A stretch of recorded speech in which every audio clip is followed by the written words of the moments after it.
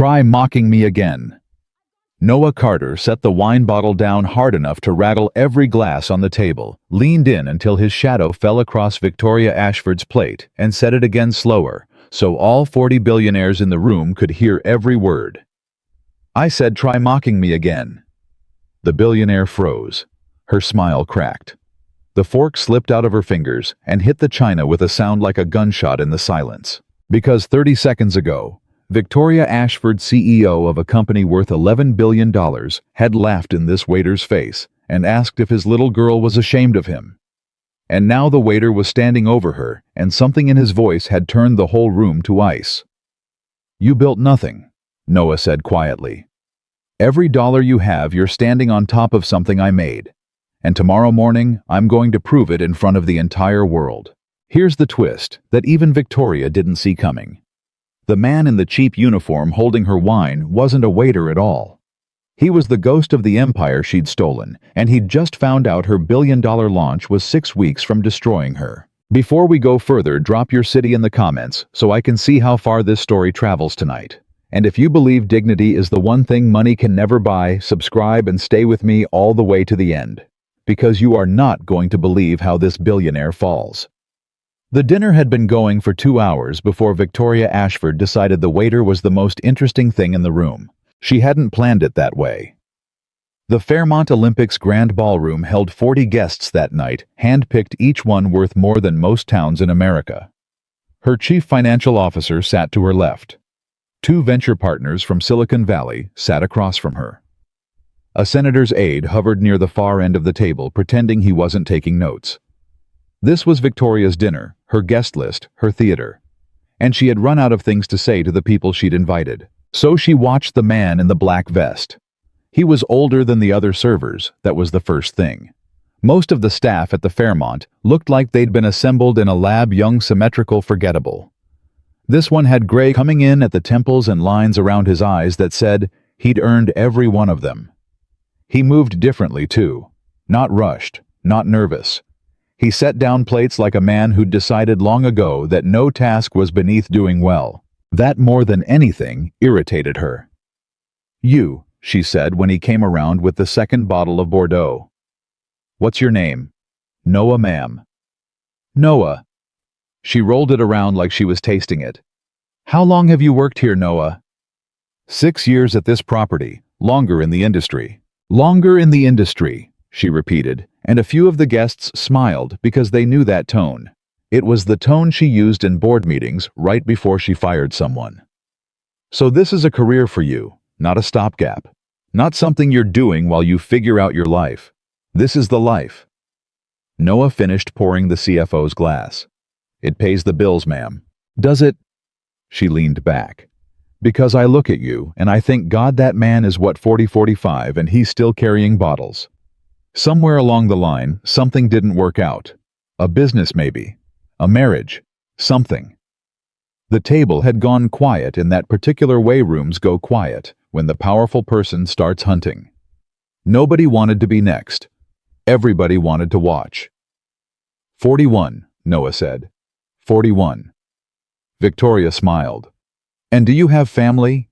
Noah, a wife, kids, a daughter. A daughter. She said it like it delighted her. And how old is your daughter? 10. 10. Victoria set down her glass and folded her hands under her chin, and every person at that table understood that whatever came next was going to be cruel, and every single one of them leaned in anyway. Let me ask you something, Noah, and be honest with me, because I value honesty above almost everything.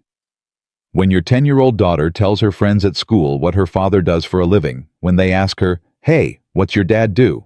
What does she say? Does she say, "My dad serves rich people their wine"? Does she say that with her chin up? Or does she look at the floor a little? Someone at the table exhaled. The senator's aide put down his fork. Noah didn't move. He held the bottle against his forearm, the way a man holds something he doesn't want to drop, and he looked at Victoria Ashford, 47 years old, worth $11 billion. The woman Forbes had put on its cover 3 times in 5 years, and he did not blink.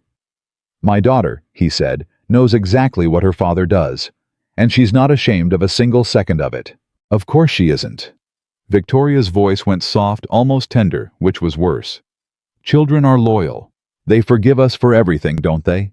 They forgive us for being poor, for being tired, for being small. But she'll grow up, Noah.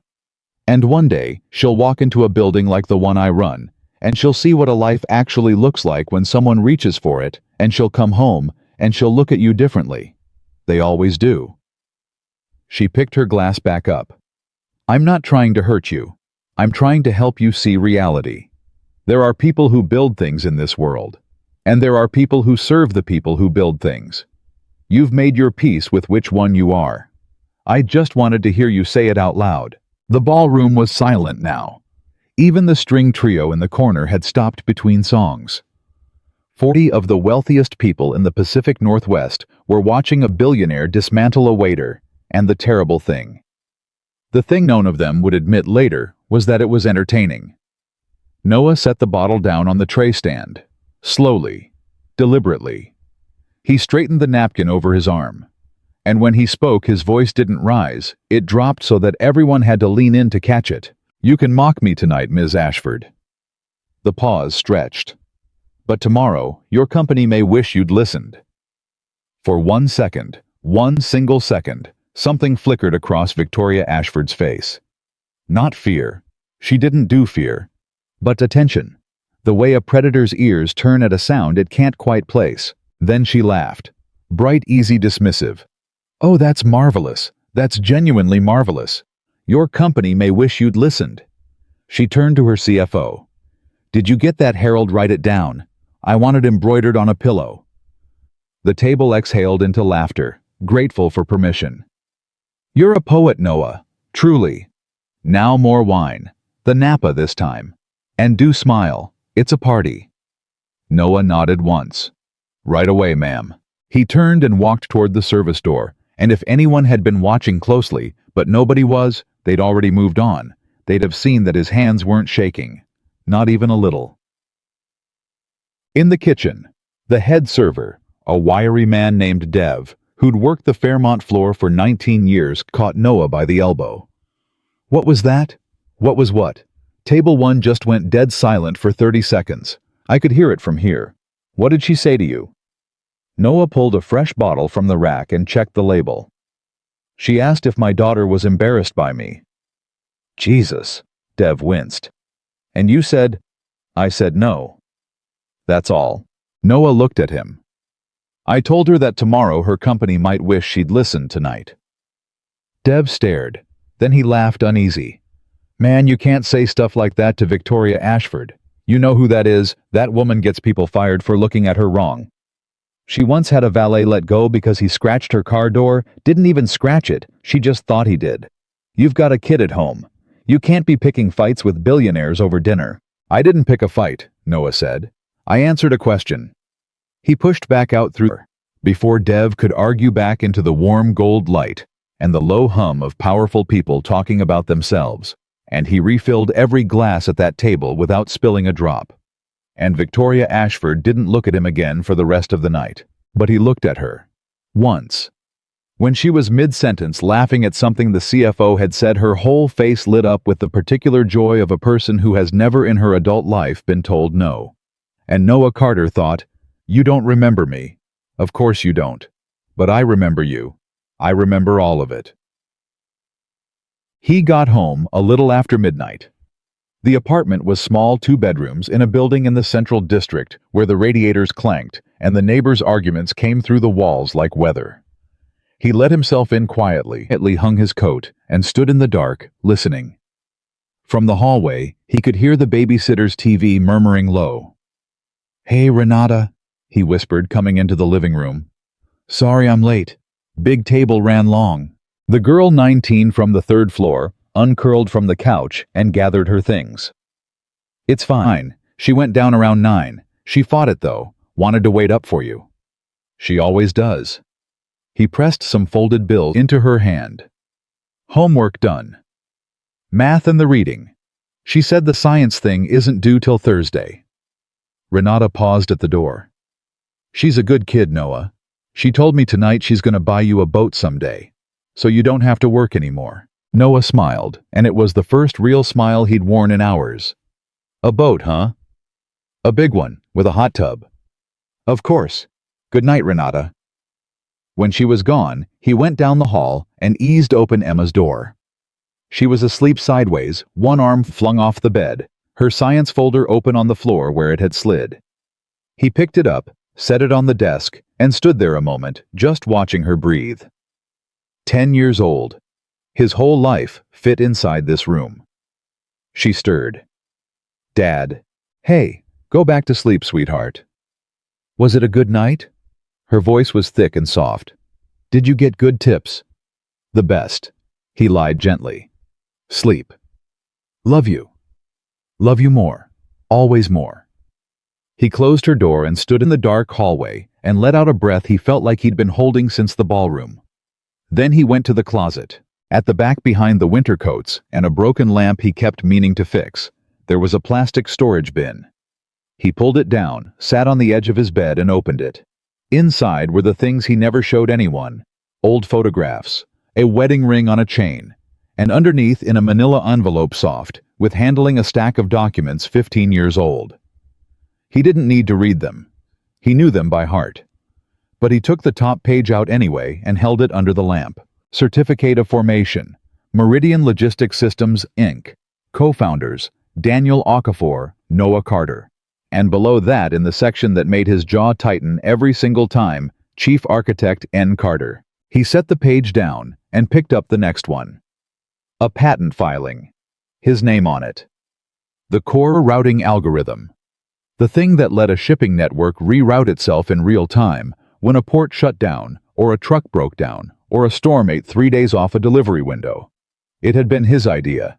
His nights. His years.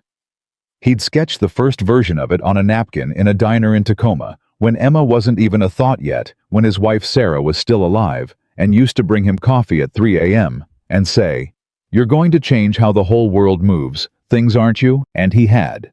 He just never got to keep it. The thing. People didn't understand about Noah Carter. The thing Victoria Ashford couldn't have guessed in 100 years was that he had once been the smartest man in every room he walked into. Meridian Logistics Systems. Founded when he was 24 with his best friend Daniel. 2 guys with a garage, a whiteboard, and a piece of software that did something nobody else's software could do. Within 4 years, they had contracts with 3 of the biggest freight companies in the country. Within 6, they had a valuation that made the local paper run a story with the headline, "Seattle's Quiet Billionaires in Waiting." And then it all came apart, the way things come apart, not all at once, but in a single phone call. Sarah's diagnosis. Stage 3. Aggressive. Noah had insurance, but the treatment Sarah needed was experimental, out of network, and the numbers involved were the kind that made the insurance company's representatives go quiet on the phone. He needed cash. Real cash. Fast. Daniel had wanted to hold the line. "We're 18 months from a payday that changes everything," he'd said. Sarah's a fighter. "We refinance, we take a bridge loan, we do whatever we have to, but you do not sell your shares. You built this. This is yours." But 18 months was time Noah didn't have. And a bridge loan was a maybe. And Sarah was a certainty. A real breathing, terrified certainty, sitting in a chair in an oncologist's office, holding his hand and telling him she was scared. So he sold. He sold his founder's stake in Meridian Logistics Systems, the company he'd built with his own hands. The algorithm that was his life's work, to a private equity group for a fraction of what it was worth. Cents on the dollar. Enough to pay for Sarah's treatment. Enough later, when the treatment didn't work, and she died anyway, to bury her with dignity. And enough 3 years after that, when Emma was born and needed emergency surgery at 8 months old, a hole in her heart. The doctors caught just in time to save his daughter's life without a second thought. He never regretted it. Not once. Not for a single second. But here was the part that sat in his chest like a stone. The private equity group that bought his shares sat on the technology for 2 years, then sold it, bundled with other assets, to a rising firm run by an ambitious young executive named Victoria Ashford. Ashford Technologies had built its entire logistics division, the division that made it a household name. The division that put Victoria on the cover of Forbes, on top of the routing algorithm, Noah Carter, designed on a napkin in a diner in Tacoma. She didn't know his name. Why would she? It was 3 layers of paperwork and a decade removed from a signature on a document she'd probably never read. To her, the technology had always simply existed, a thing she'd acquired, a tool that made her rich. She had no idea. The man who invented it had refilled her wine glass 4 times tonight and thanked her for the privilege. Noah put the documents back in the envelope, and the envelope back in the bin, and the bin back on the shelf. He turned off the lamp. He hadn't been bluffing at that dinner. He wanted to be clear about that, at least to himself, lying there in the dark. When he'd said, "Tomorrow, your company may wish you'd listened," it hadn't been the empty threat of a humiliated man. It had been something else. Because 2 weeks ago, a former colleague from the Meridian days, a woman named Priya, who still worked in the industry, had called him out of the blue. "Noah, you still keep up with the old system, the core routing engine." "I try not to think about it honestly." "Yeah, well, you might want to start." Her voice had been tight. "Ashford's about to launch a new platform. Global. Huge. Biggest product launch they've ever done. They've got half the Fortune 500 signed up to migrate their whole supply chains onto it. Launches in 6 weeks. Good for them. Noah, it's built on your engine, the old core. And they modified it. They scaled it up for real-time global routing way past anything we ever designed it for.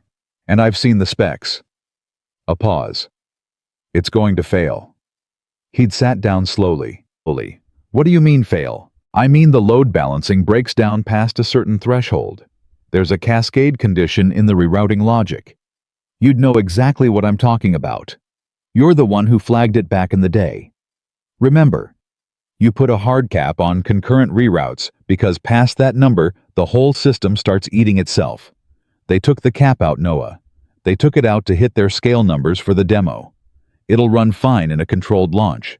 And then the first time there's a real disruption, a port strike, a weather event, anything that triggers mass rerouting across the network, it's going to collapse. And it won't just collapse quietly. It'll take every supply chain running on it down with it. We're talking hospitals not getting supplies, grocery distribution, pharmaceutical cold chains. It's going to hurt people, Noah, real people." He'd been quiet a long time. "Why are you telling me this?" "Because I flagged it internally, and I got shut down. And I got shut down hard in a way that made me understand that this launch is happening no matter what, because too much money is riding on it, and Ashford has personally staked her reputation on the date. And you're the only person left alive who understands that engine better than I do. If anyone can prove what's wrong with it in a way that can't be waved away." She'd stopped. "I don't know what I'm asking you to do. I just couldn't sit on it and not tell you." That had been 2 weeks ago. And tonight, of all the tables at the Fairmont on the one night he'd been assigned to the grand ballroom, the woman sitting at the head of it, the woman about to launch a broken machine into the arteries of the American economy, had looked at him over a glass of Bordeaux and asked if his daughter was ashamed of him. Noah lay in the dark and thought, sometimes the universe isn't subtle. He didn't sleep much. Emma Carter was by any measure an unusual 10-year-old. She was the kind of kid who asked questions grown-ups didn't have answers to. At the breakfast table the next morning over cereal, with her hair still a disaster from sleep, she looked up at her father and said, "Dad, is it true that some people are more important than other people?" Noah set down the coffee pot. "Where'd that come from?" Bailey Krause said her dad says some people just matter more, because they have more money and they do bigger things. And she said, Emma poked at her cereal. She said that means people like waiters and janitors and stuff aren't as important. And I said that wasn't true, and she said it was, and everybody kind of laughed. She looked up. "You're a waiter." "I am." "So does that mean you're not as important?" Noah pulled out the chair across from her and sat down. This was the thing about being Emma's father, you couldn't fake it with her. She'd know. She always knew. "Let me ask you something," he said.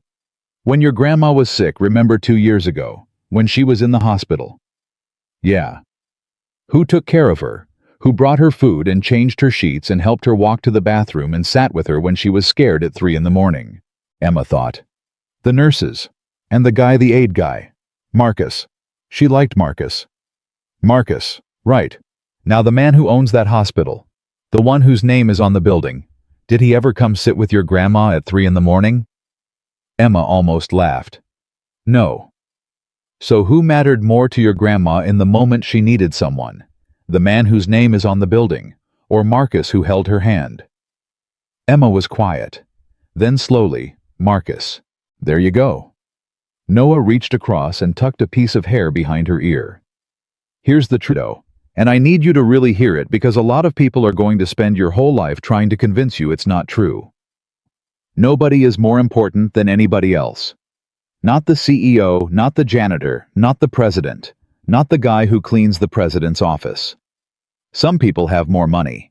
Some people have more power. But money and power aren't the same thing as worth.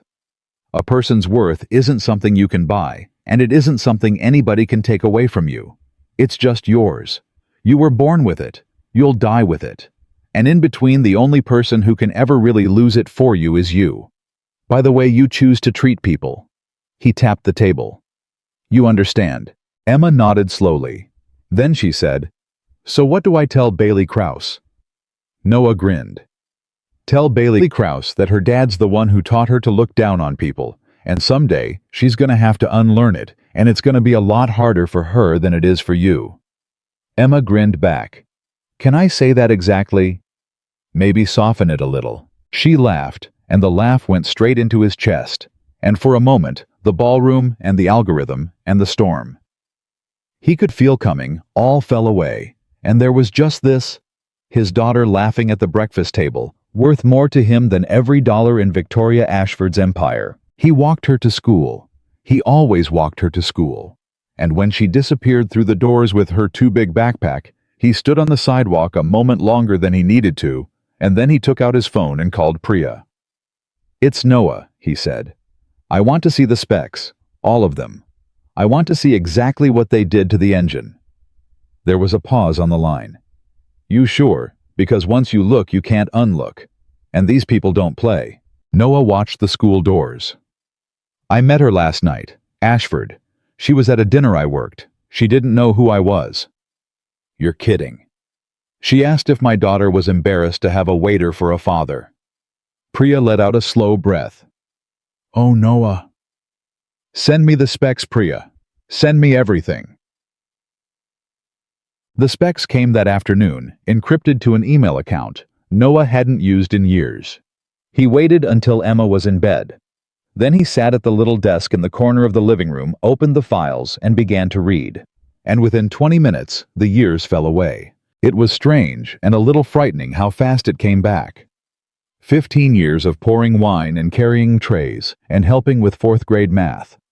And the moment he looked at that architecture, he was himself again, the man who'd built this, the man who understood it in his bones. He read the rerouting logic, and he could see it running in his mind like a film. He could see where the water flowed, and where it would pool, and where under enough pressure the whole structure would crack. And Priya was right.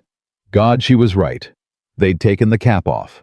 The concurrency limit, the one hard, ugly, non-negotiable rule he'd built into the original engine, because he'd tested it, because he'd watched it fail in a lab, and knew exactly what failure looked like. They'd removed it to hit their scale numbers. Somebody had made a decision somewhere up the chain that the risk was theoretical and the deadline was real. He knew who that somebody was. He read until 3 a.m. He filled a legal pad with notes. And when he finally sat back, he understood two things with total clarity. The first was that Ashford Technologies' new global platform was going to fail catastrophically. The first time the real world put real stress on it.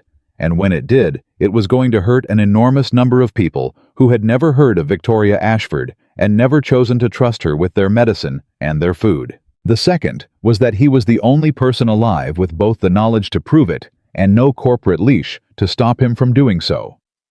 He looked at the framed photo on the desk, Sarah holding a newborn Emma, both of them so small and so alive. He'd made a promise at Sarah's grave.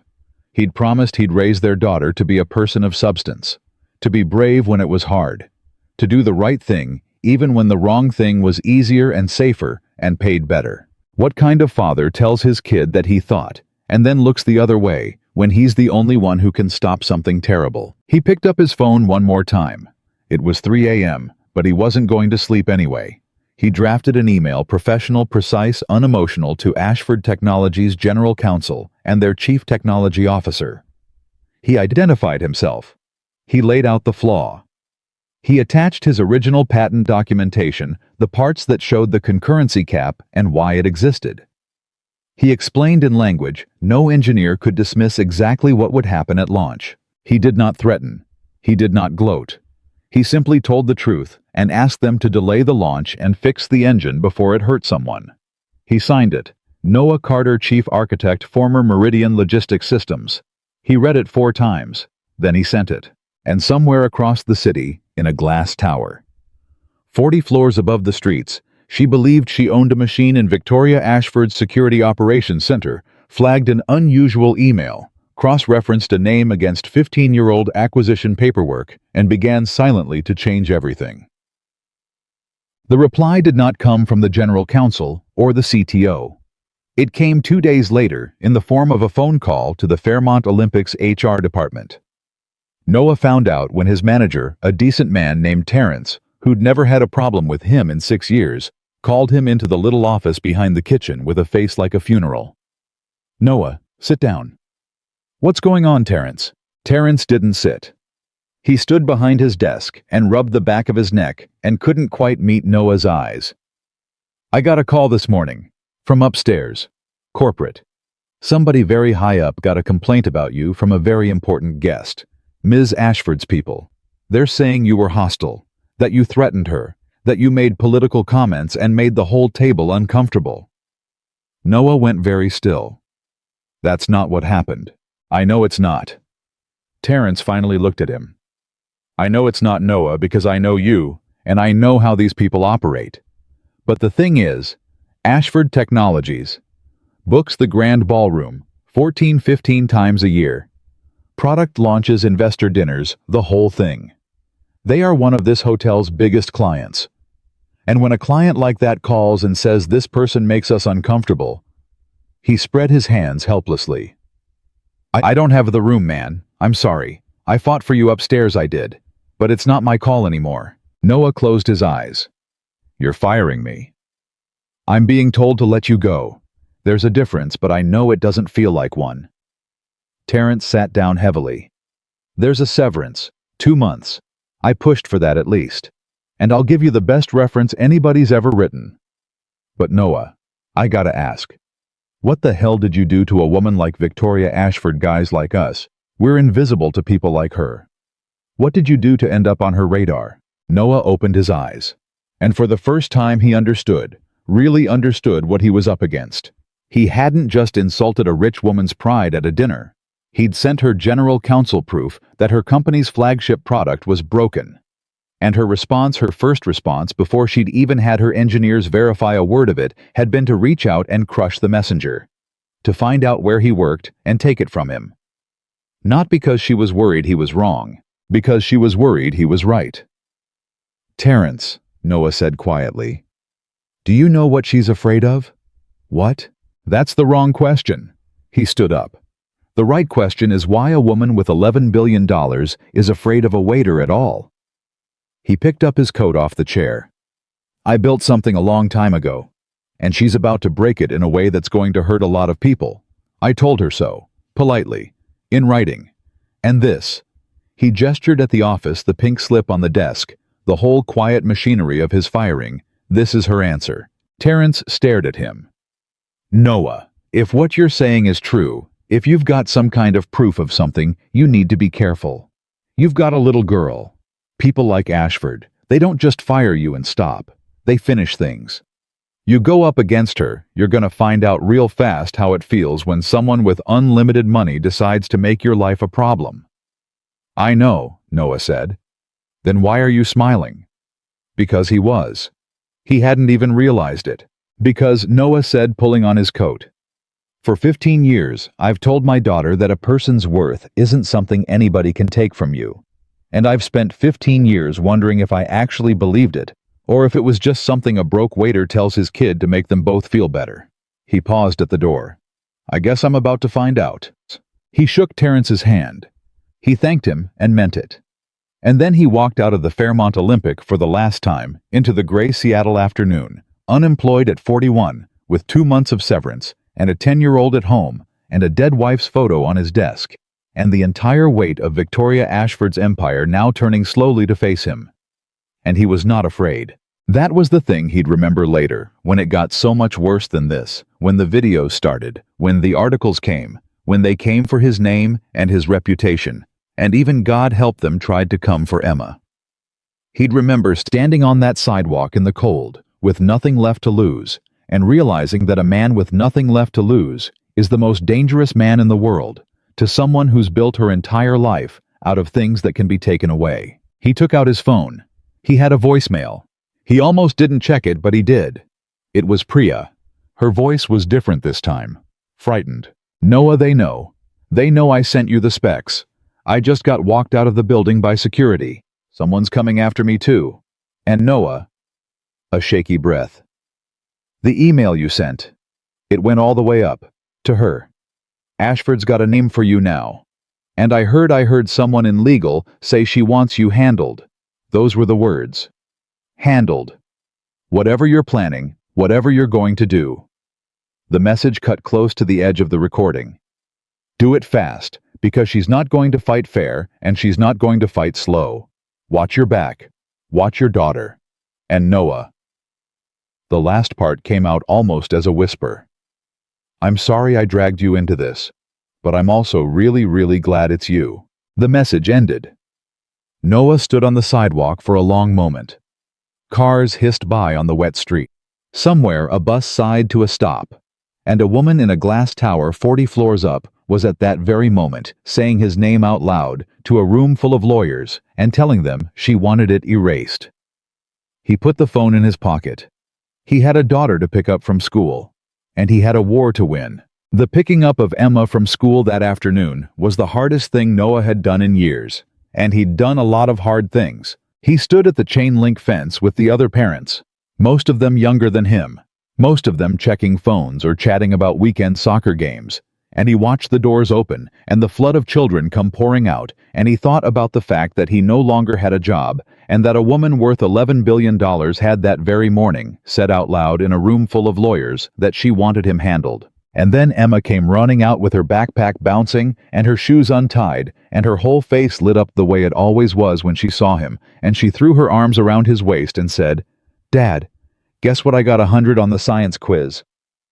And Noah crouched down and held his daughter and said, 100. That's my girl. That's my genius girl." And he did not let a single thing show on his face. Not one thing. "Can we get ice cream to celebrate?" "We can get ice cream." They walked to the little place on the corner that they always went to, and Emma got the mint chip she always got, and Noah sat across from her and watched her talk with her mouth full about the science quiz, and about Bailey Krause, and about a boy named Elliot who'd fallen off the monkey bars, and he let himself have this. Just this. 20 minutes of his daughter being 10 years old and happy and safe. Because he knew the way you know when a storm is coming, even before the sky changes, that these 20 minutes were about to become very rare. That night, after she was asleep, he opened his laptop and started to build his case. Not the emotional case. He'd already lost the emotional round at that dinner the moment he opened his mouth. This was the other case, the real one. The one made of documents and dates and technical proof. The one that couldn't be waved away, or laughed off, or spun into a headline. He pulled up the original Meridian filings. He pulled up the patent. He pulled up the specs Priya had sent him, and he began methodically to assemble a timeline that any engineer in the world could follow, from his napkin sketch in a Tacoma diner all the way to the broken machine Victoria Ashford was about to launch. He worked until 2 in the morning. He was good at this. He'd forgotten how good. And at exactly 2:14 a.m., his phone lit up with a number he didn't recognize. He almost let it ring out. But something made him answer. "Mr. Carter." A woman's voice. Smooth, professional, warm in the way that expensive things are warm. "I hope I'm not calling too late. I know it's an odd hour. My name is Diane Foss. I'm senior counsel at Ashford Technologies. I'm calling on behalf of Ms. Ashford herself." Noah's whole body went cold and still. "It's 2 in the morning. "It is, and I apologize. But Ms. Ashford asked me to reach out personally, and when Ms. Ashford asks for something, we tend to move quickly." A soft laugh. "I'll be direct with you, Mr. Carter, because I sense you're a direct man. We received your email, we take it seriously, and Ms. Ashford would like to resolve this matter in a way that's, shall we say, mutually beneficial." "Mutually beneficial," Noah repeated. "I'll put a number on the table since I suspect you'd prefer that to a dance. Ms. Ashford is prepared to offer you a settlement. A significant one. In exchange, you would sign an agreement acknowledging that any claims regarding the Meridian technology were fully and finally resolved at the time of the original sale, and a non-disclosure provision covering all communications past and future regarding Ashford Technologies products." A pause. "The number, Mr. Carter, is $1.2 million. Noah sat in the dark of his living room in an apartment where the radiator clanked and the neighbors argued through the walls. Unemployed, a single father, 41 years old, and someone had just offered him $1.2 million to be quiet. He thought about what $1.2 million would mean. He thought about Emma's college. He thought about a house with a yard. He thought about never again standing at a fence with untied shoe children pouring out and no job to go to. He thought about all of it honestly in the space of about 4 seconds, because he was not a saint and he was not a fool, and he had a daughter to raise. And then he thought about the port strike that was coming, the weather event, the mass rerouting, the hospitals, the medicine, the cold chains, the real people who had never heard the name Victoria Ashford, who were going to trust her machine with their lives because she was going to tell them it worked when she knew that it didn't. "Ms. Foss," Noah said, "can I ask you something?" "Of course." "Does Ms. Ashford know the platform is going to fail?" The pause on the other end was 1 beat too long. And in that beat, Noah heard everything he needed to hear. "I'm not sure what you're referring to, Mr. Carter." "Yeah, you are." He said it gently. "You're a lawyer. You read my email. You saw the technical documentation. You've probably had your own engineers look at it in the last 48 hours, and I'm guessing they came back and told you exactly what I told you, which is why you're calling me at 2 in the morning with $1.2 million instead of a lawsuit for defamation. You don't offer money like that to a man who's wrong. You offer it to a man who's right and inconvenient." He let that sit. "So let me answer your offer. The answer is no. Mr. Carter, the answer is no, and here's why, and I want you to write it down and read it to her exactly the way I say it. You tell Ms. Ashford that I'm not for sale. Tell her I sold the only thing I ever had that was worth money 15 years ago, and I sold it to save my wife's life, and my wife died anyway, and I would sell it all again 100 times over, and there is nothing left in me that has a price." She met a waiter at a dinner and thought she was looking at a man who'd settle. She wasn't. She was looking at a man who already lost the only things that mattered and came out the other side of it, and you cannot threaten a man like that, and you cannot buy him. Tell her that. The silence stretched. "Mr. Carter," Diane Foss said finally, and her voice had changed, dropped the warmth, gone flat and cold. "I want to be very clear with you because I think you may not fully appreciate your situation. You are a former food service employee with a 15-year-old grievance and no institutional support. Ms. Ashford is one of the most powerful people in this country. She has resources you cannot imagine. If you reject this offer, this becomes adversarial. And I have watched adversarial go very badly for people far better positioned than you. You have a daughter. Think about your daughter." And there it was. The turn. The moment the velvet came off, and Noah saw the thing underneath. "Ms. Foss," Noah said, and his voice was very quiet now. "Did you just bring up my daughter?" "I'm simply suggesting." "You brought up my daughter." He stood, walked to the window, looked out at the sleeping city. "I'm going to tell you the same thing I told your boss at that dinner, and I want you to understand, I'm not being dramatic. I mean this as a plain statement of fact. If anything happens to my daughter, if anyone so much as looks at her sideways, there is no amount of money and no number of lawyers on this earth that will keep me from bringing every single thing Victoria Ashford has ever built down to the ground.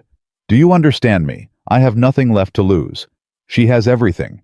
That's not a fair fight. That's not even close to a fair fight. And it's not in my favor that it isn't." He took a breath. "Now it's late, and I have to get my daughter up for school in a few hours. Good night, Ms. Foss." He hung up. His hands were shaking. He noticed that with a kind of distant surprise. His voice had been steady the whole time, rock steady, but his hands were shaking, and he pressed them flat against the windowsill until they stopped. He'd just turned down $1.2 million, in the dark, alone, with a sleeping 10-year-old down the hall. He should have felt terror. Instead, he felt something clean and cold and clear, like the first breath of air after you've been underwater too long. He felt for the first time in 15 years entirely himself. He did not sleep all that night. The next morning, the war began in earnest, and it began exactly the way Priya had warned him it would: fast and dirty, and nowhere near fair. It started with a video. Emma found it actually, which was the cruelest part.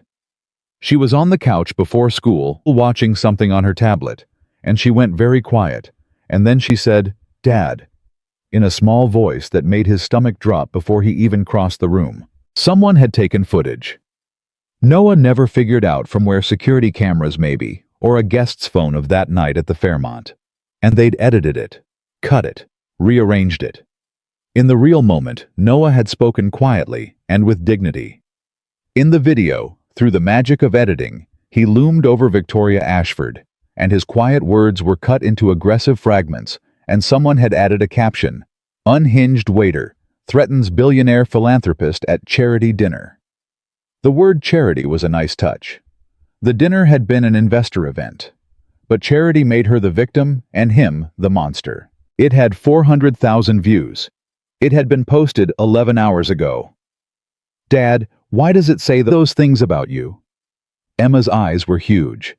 "That's not what you're like. You'd never. Why are people saying you did that?" Noah sat down next to her and gently took the tablet out of her hands and turned it face down. "Emma, look at me. I need you to hear something, and I need you to really believe it, okay?" She nodded, scared. "Some people," Noah said, "when they can't win a fight, honestly, they lie. And when they have a lot of money, they can make their lies very loud. That video is a lie. Somebody chopped up a real thing that happened and rearranged it to make me look bad. I didn't do what that video says I did. You know me. You've known me your whole life. Do you believe I'd loom over a woman and scream at her?" "No," Emma whispered. "Then that's your answer. Not what 400,000 strangers on the internet believe. What you know and hear." He touched her chest over her heart. "About who your father is. That's the only vote that counts. You understand?" She nodded slowly, but her chin was trembling, and Noah understood something in that moment that made him angrier than the video, angrier than the firing, angrier than the phone call. They weren't just coming for him. They knew he could take it. They were coming for him through her. They'd done the math and figured out that the fastest way to break a man like Noah Carter wasn't to threaten his life or his money. It was to make his 10-year-old daughter cry over her cereal. That was the moment Noah stopped thinking about this as a matter of doing the right thing. That was the moment it became personal. He walked Emma to school. He told her and made her promise that if anyone said anything to her about the video, she was to walk away and go straight to a teacher and call him. She promised. He watched her go through the doors, smaller than she'd been yesterday somehow, and he stood at that fence and made a promise of his own silently to Sarah wherever she was. "Nobody makes our daughter cry. Nobody. I don't care who they are." By the time he got home, there were 2 more videos. By noon, there was an article, a real one, in a real business publication. The kind people take seriously. Headlined, "The Bitter Ghost of Meridian. Inside one man's 15-year grudge against Ashford Technologies." It painted him as a failed founder, eaten alive by resentment, a man who'd sold his company fair and square, and then spent 15 years telling himself a story about being robbed. It quoted sources close to the situation. It mentioned in a tone of great sympathy that he was a single father who'd recently lost his job in food service. There are questions the article mused about his stability. They were building it, brick by brick, the narrative. The unhinged, unstable, resentful man who couldn't accept his own failures and had fixated on a successful woman. And it was good. It was professionally done. Noah read it and felt a grudging, sick admiration for how good it was, because whoever wrote it knew exactly which threads to pull, and by the time you finished reading it, you didn't hate Noah Carter. That was the trick. You pitied him. And pity was so much harder to fight than hate. His phone rang. Priya. "You've seen it," she said. "No, hello. I've seen all of it. They're just getting started, Noah. I know how this plays. First they make you crazy, then they make you dangerous. Then when the launch happens and it fails, they'll have already established that you were an unstable man, making wild accusations, so nobody connects the failure to your warning. You become the boy who cried wolf, except they built the boy, and they wrote the crying." Her voice was tight and fast. "You need to move faster than they can build the story. You need to get the truth out before the narrative sets like concrete." "I know. There's something else." She hesitated. "I've been reaching out to old Meridian people, quietly, trying to find anyone who remembers you as chief architect, who can corroborate that the technology was yours. And Noah, people are scared. 2 of them hung up on me. One guy, Marcus Chen, remember him. He said..." She stopped. "He said what?"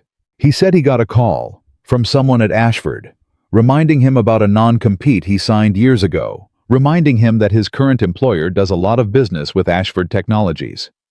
He didn't say it in words exactly, but the message was clear. Anybody who backs you up, they lose everything. She's building a wall around you, Noah. She's making sure that when you finally stand up and tell the truth, you'll be standing there alone with no one behind you, looking exactly as unstable as the articles say you are." Noah was quiet. "Noah, you still there?" "How's Daniel?" he asked suddenly. The silence on the line changed quality. "What?" "Daniel, Okafor, my co-founder. Do you know where he is?" Priya let out a slow breath. "Noah, I heard he dropped off the map. After Meridian sold, he took it hard. He didn't have your reasons. He thought you 2 should have held on. And when you sold it, broke something between you, and then the company got flipped, and the tech ended up at Ashford, and I think it broke him. Somebody told me he was up in the mountains somewhere, off-grid. Doesn't talk to anybody from the old days. Why? Because," Noah said slowly, "Daniel was the other name on that patent. Daniel understood the concurrency cap as well as I did. Better in some ways, he's the one who ran the stress tests that proved it. If I stand up alone, I'm a bitter ex-waiter with a grudge. If Daniel Okafor stands up next to me, co-founder to co-founder, and we both point at the same broken machine." He didn't finish. He didn't have to. "Noah, he hasn't spoken to you in 15 years. He blames you for selling. You really think he's going to come down off a mountain to help you?" "I don't know," Noah said. "But I know Daniel. And I know that whatever he thinks of me, he loved that machine more than either of us loved anything. And I don't think he can stand the idea of watching Victoria Ashford break it and hurt people with it and get away with it. I think that might be the one thing left in this world that can get Daniel Okafor down off his mountain." He was already reaching for his coat. "I need to find him." "Noah, the launch is in 5 weeks. You don't have time to go chasing a ghost." "I don't have time not to," Noah said. "Priya, text me anything you can find. Last known location, anything. And Priya..." He paused. "Be careful. If they came after Marcus, they know about you. Don't be a hero. If it gets bad, you walk away. This is my fight. You've already done more than I had any right to ask." "Yeah, well..." He could hear the shaky smile in her voice. "Somebody's got to make sure the one honest man in this whole mess doesn't get flattened. Go find Daniel. I'll dig." He hung up. And that was when he heard it, the knock at the door.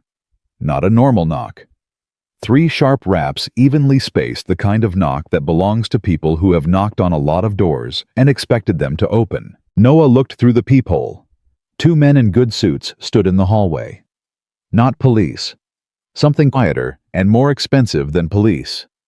He opened the door on the chain. "Can I help you?" "Mr. Carter." The taller one held up a card. Some kind of corporate security firm, a name Noah didn't recognize, all sharp angles and reassuring blue. "We're here on behalf of Ashford Technologies. We were hoping to have a brief friendly conversation. May we come in? No, Noah said. You may not come in. My daughter's things are in there, and I don't let strangers into my home. We can talk right here. The two men exchanged a look. The taller one smiled. Of course, we understand. Mr. Carter, we're just going to be direct with you because we respect your time. Ms. Ashford is a reasonable person.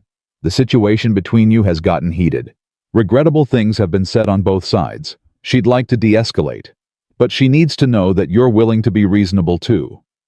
The email you sent, the documents you're circulating, these are the kinds of things that in the wrong light could be seen as extortion, as a threat against a public company. And that's a serious matter. Federal, potentially. Is that so? It is. Now. The man's voice stayed friendly, and that was the worst part. The relentless warmth of it. Nobody wants it to go there. So here's what we're proposing. You give us the documents. All copies. You sign a simple statement saying you have no ongoing claims. And all of this, the video situation, the article situation, all of it, it just goes away. Quietly. You get your life back. You get to focus on your little girl instead of on a fight you cannot possibly win. He tilted his head. Doesn't that sound better than the alternative? Noah looked at the two men through the 6 inches the chain allowed. He looked at their good suits and their good haircuts and their friendly, relentless, empty smiles. And he understood that Victoria Ashford had escalated again. First money. Then media. Now this men at his door, the word federal.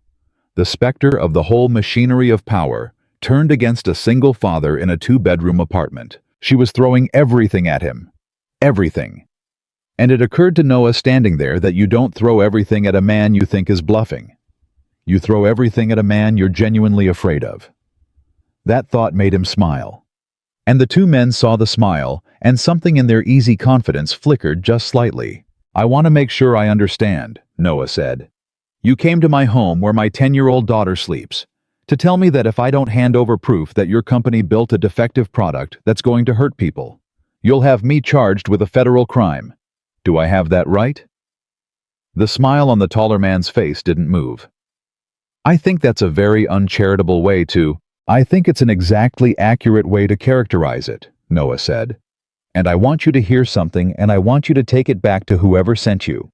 I've already been offered $1.2 million to be quiet, and I said no. So you can understand that threats aren't going to work where money didn't. There is nothing you can take from me that I haven't already lost. I buried my wife. You can't threaten a man with anything that scares him less than that. He started to close the door. Now get away from my home. And the next time you come to a place where my daughter sleeps, you'd better bring a warrant, because that's the only piece of paper I'm ever going to accept from Victoria Ashford again. He shut the door. He heard them stand there a moment. Then he heard their footsteps go down the hall. He leaned his back against the door and slid down until he was sitting on the floor of his own entryway, and he put his head in his hands, and for about 30 seconds, Noah Carter let himself be terrified. Because he was terrified. Of course he was. He wasn't a fool. He knew exactly what he was up against now, not a woman's wounded pride, but the full weight of an empire.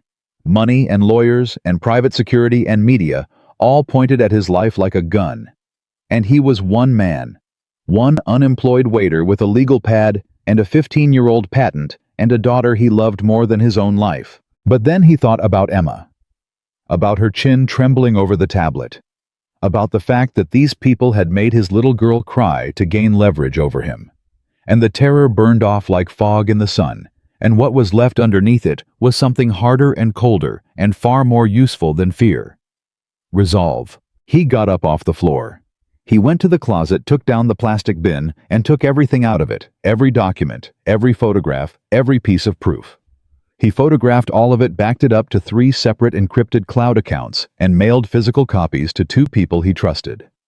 If they wanted the documents, they'd have to burn down half the internet to get them all. Then he sat down and wrote out on a piece of paper a plan.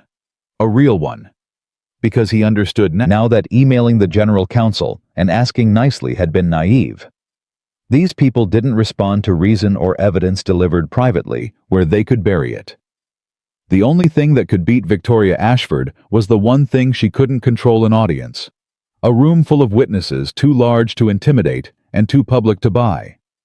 He needed to say all of this out loud in front of the world at a moment when she couldn't cut the feed or edit the tape or spin the story. And there was exactly one place, one day on the entire calendar where that was possible. The Ashford Technologies Annual Global Conference, where she would unveil the new platform to hundreds of executives and investors and press, where the whole industry would be watching, where Victoria Ashford would stand on a stage in the spotlight at the peak of her power and tell the world that her machine was a triumph. That was where he'd be waiting. 5 weeks. He circled the date. And then he heard Emma's key in the door. She was home from school, and he swept the papers into a drawer and stood up and put on the face. The dad face, the everything's fine face, just in time for her to come through the door and drop her backpack and say, "Dad, can we make spaghetti tonight? The kind with the meatballs." "We can absolutely make spaghetti with the meatballs," Noah said. And they did.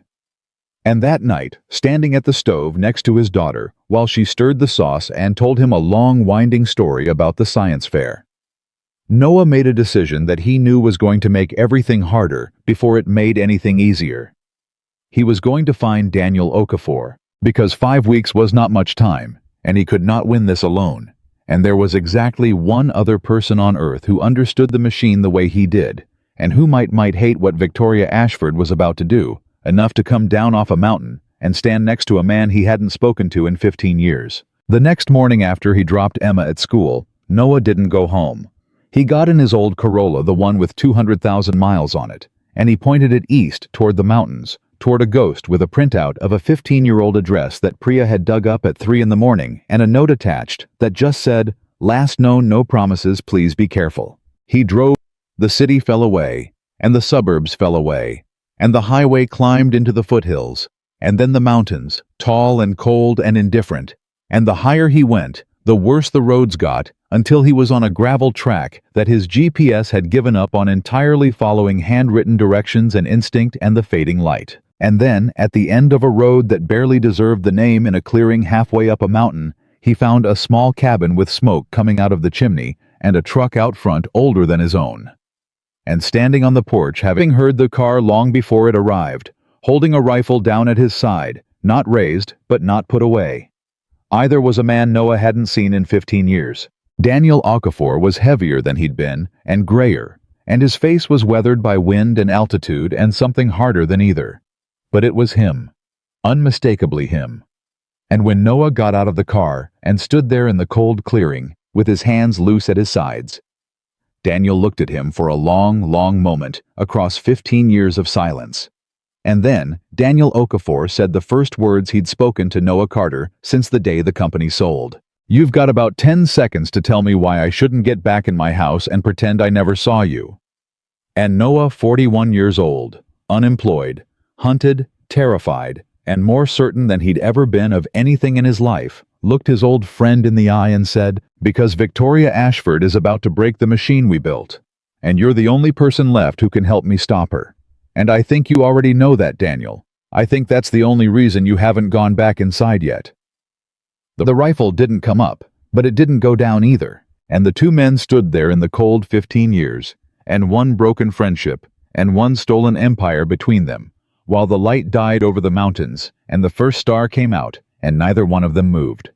They stood like that for what felt like a full minute, and then Daniel finally lowered the rifle the rest of the way and said, "You drove 4 hours up a mountain to tell me the sky is falling. I drove 4 hours up a mountain because you're the only person alive who will know I'm telling the truth." Daniel studied him. "You look terrible, Noah." "I feel worse." "Good." Daniel turned and walked back toward the cabin.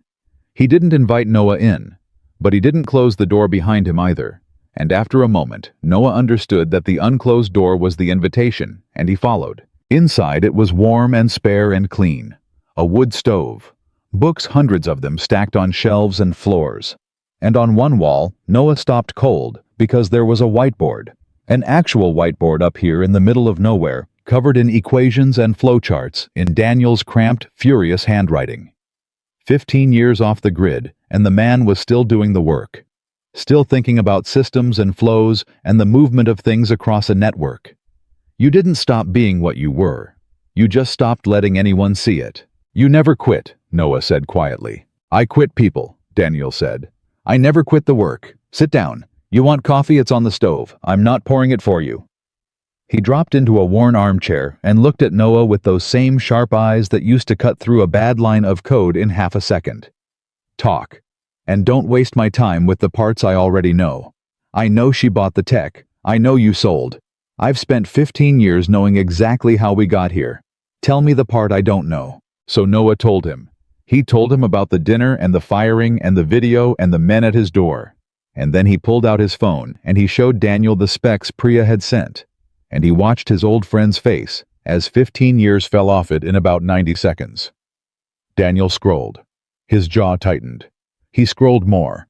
And then he stopped and his finger hovered over the screen and he said very softly, "They took out the cap. They took out the cap. They took out the cap." Daniel looked up and his eyes had gone hard and bright. I ran 40 stress tests on that thing, Noah. 40. I have the data. I still have the data. It's in a box in that closet. I proved past 120,000 concurrent reroutes. The whole system starts consuming itself. I proved it. That's why we put the hard ceiling in. It wasn't a suggestion. It was a load-bearing wall. And these people knocked out a load-bearing wall to make a demo look pretty. He stood up, agitated now, pacing the small room. Do they have any idea what they're standing on top of? Do they have any idea how many things break when that engine goes down? That's not a website crashing, Noah. That's freight. That's medicine. That's... I know. When's the launch? 5 weeks. Global. Half the Fortune 500 migrating their supply chains onto it. Daniel stopped pacing. He stood very still. And when he spoke again, his voice had changed quieter and far more dangerous. She's going to kill people, not on purpose. But she's going to stand on a stage and tell the world it works, and people are going to trust her. And the first time the real world leans on that machine, it's going to fold, and the people who get hurt won't be her. It never is. He turned to Noah. And you want to stop her. I want to stop her. With what, a patent from 15 years ago and a legal pad? Daniel almost laughed. Noah, I've been off this mountain exactly 4 times in a decade. I don't have a job they can take. I don't have a reputation they can burn. I've got nothing they can touch, which is exactly why I've been up here. Because I figured out a long time ago that the only way to be free of people like Victoria Ashford is to have nothing they want. He shook his head. And now you're asking me to come back down and hand them a target. Give them something to take again. You know what it cost me last time. You watched what it cost me. And there it was, the wound 15 years old, finally out in the open air. Daniel, you sold. Daniel's voice cracked on the word. You sold and you didn't even fight me on it, you just did it. And I get it. Okay, I've had 15 years to get it. Sarah was dying. What was I going to say, hold the line while your wife dies? I couldn't say that. I didn't say that. I let you go. But you have to understand what it did to me, Noah. That machine was the only thing I ever made that mattered. It was going to be the thing they wrote about when we were gone.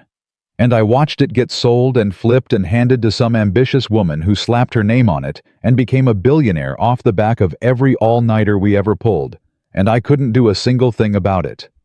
So I came up here, and I made myself not care. It took years, Noah. Years. And it worked. I finally got to a place where I could go a whole week without thinking about it. He looked at Noah, and his eyes were wet now and furious about it. And you drove up my mountain and made me care again in about 4 minutes. So no, I don't know if I can do this. Because caring is the thing that almost killed me, and you're standing in my house asking me to do it again. The wood stove popped. Outside, the wind moved through the trees. And Noah Carter looked at his old friend, the man he'd built something beautiful with, the man he'd hurt without meaning, to the man who'd spent 15 years hiding on a mountain, because it was the only way he could survive what they'd lost, and he understood that he had no right to ask for what he'd come to ask for. So he didn't ask. Instead, he took out his phone again, and he found a photo, and he set it on the arm of Daniel's chair, face up, and he stepped back. It was a photo of Emma. That's my daughter, Noah said. Emma, she's 10. She's the reason I sold in the end, not just Sarah. When Sarah got sick, I needed the money for her, and then when she was gone and Emma was born and needed the surgery, I needed it again. That machine we built. It didn't make me a billionaire, but it saved my daughter's life. Twice if you count Sarah's treatment. So I don't regret selling it. I'll never regret it. That thing you loved that you think got wasted, it didn't get wasted, Daniel. It bought her. He nodded at the photo. That's what it built. Not Victoria Ashford's empire. Her. Daniel didn't pick up the phone, but he looked at it. For a long time. 3 days ago. Noah went on. She found a video online. Somebody edited footage of me to make me look like a monster. And she saw it, and she cried, and she asked me why strangers were saying terrible things about her dad. His voice was steady, but barely. They're not just coming after me, Daniel. They figured out fast that I can take whatever they throw at me. So now they're coming at me through her, a 10-year-old. That's the move. Make the little girl cry so the father folds. He picked the phone back up gently. I'm not asking you to care about the machine. I know that well ran dry. I'm asking you to care that a woman with $11 billion decided the smartest way to win a fight was to make my daughter cry over breakfast. That's who we're dealing with. That's what she is. And you're the only man on earth who can help me make her stop. The silence in the cabin was enormous.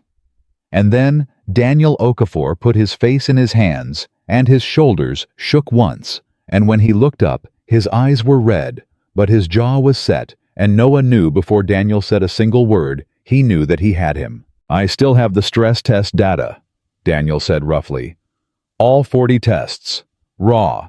Time-stamped. Notarized even because we were paranoid back then about IP theft. Remember? We had everything notarized. He stood up. That's not a legal pad, Noah. That's not a 15-year-old grudge. That's 40 independent documented time-stamped proofs that the exact failure their platform is about to have was known, measured, and deliberately engineered around by us. The people who built it, and then deliberately unengineered by them to hit a launch date. He crossed to the closet, pulled out a heavy plastic case, and set it on the table with a thud. You put my data next to your patent, next to their modified specs, and it's not a grudge anymore. It's a paper trail. It's the kind of thing that ends careers and starts investigations. Noah stared at the case.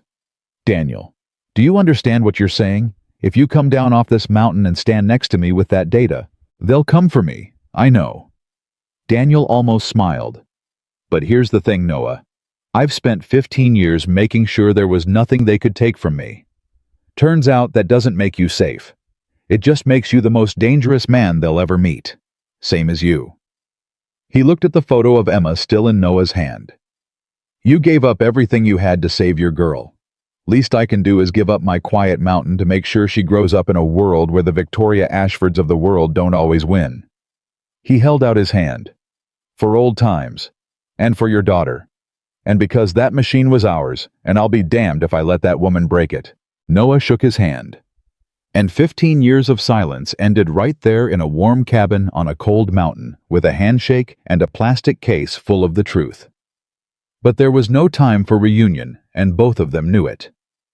5 weeks, Daniel said, already moving, already packing, already the man he'd been before the mountain. That's not much. What's the plan? Because I know you, Noah, and you've got a plan, and I already don't like it. The annual conference, Noah said. Ashford's global launch event. She'll be on stage presenting the platform to hundreds of executives, investors, press. Live. It's the one place she can't cut the feed or bury the story or edit the tape. Too many witnesses. Too public. That's where we do it. Daniel stopped packing. You want to walk into the enemy's own event surrounded by her security, her people, her home turf, and confront her on stage in front of the entire industry. Yes, that's insane. Probably. She'll have you thrown out before you get within 100 feet of that stage. You're the unhinged waiter from the viral video. Remember, security's got your face. You won't get through the front door. And Noah smiled, the first real smile since he'd left Seattle. That's the other reason I need you. Because they've got my face. They don't have yours. Nobody's seen Daniel Okafor in 15 years. You're a ghost. You could walk into that conference as anybody, and nobody would blink. He paused. And there's one more thing. Priya's been working on the guest list. Who's Priya? The engineer who blew the whistle. The one who got walked out of the building for warning them. She still has friends inside, and she thinks she can get us credentials, real ones, in somebody else's name. Noah's smile faded into something more serious. It's going to be tight.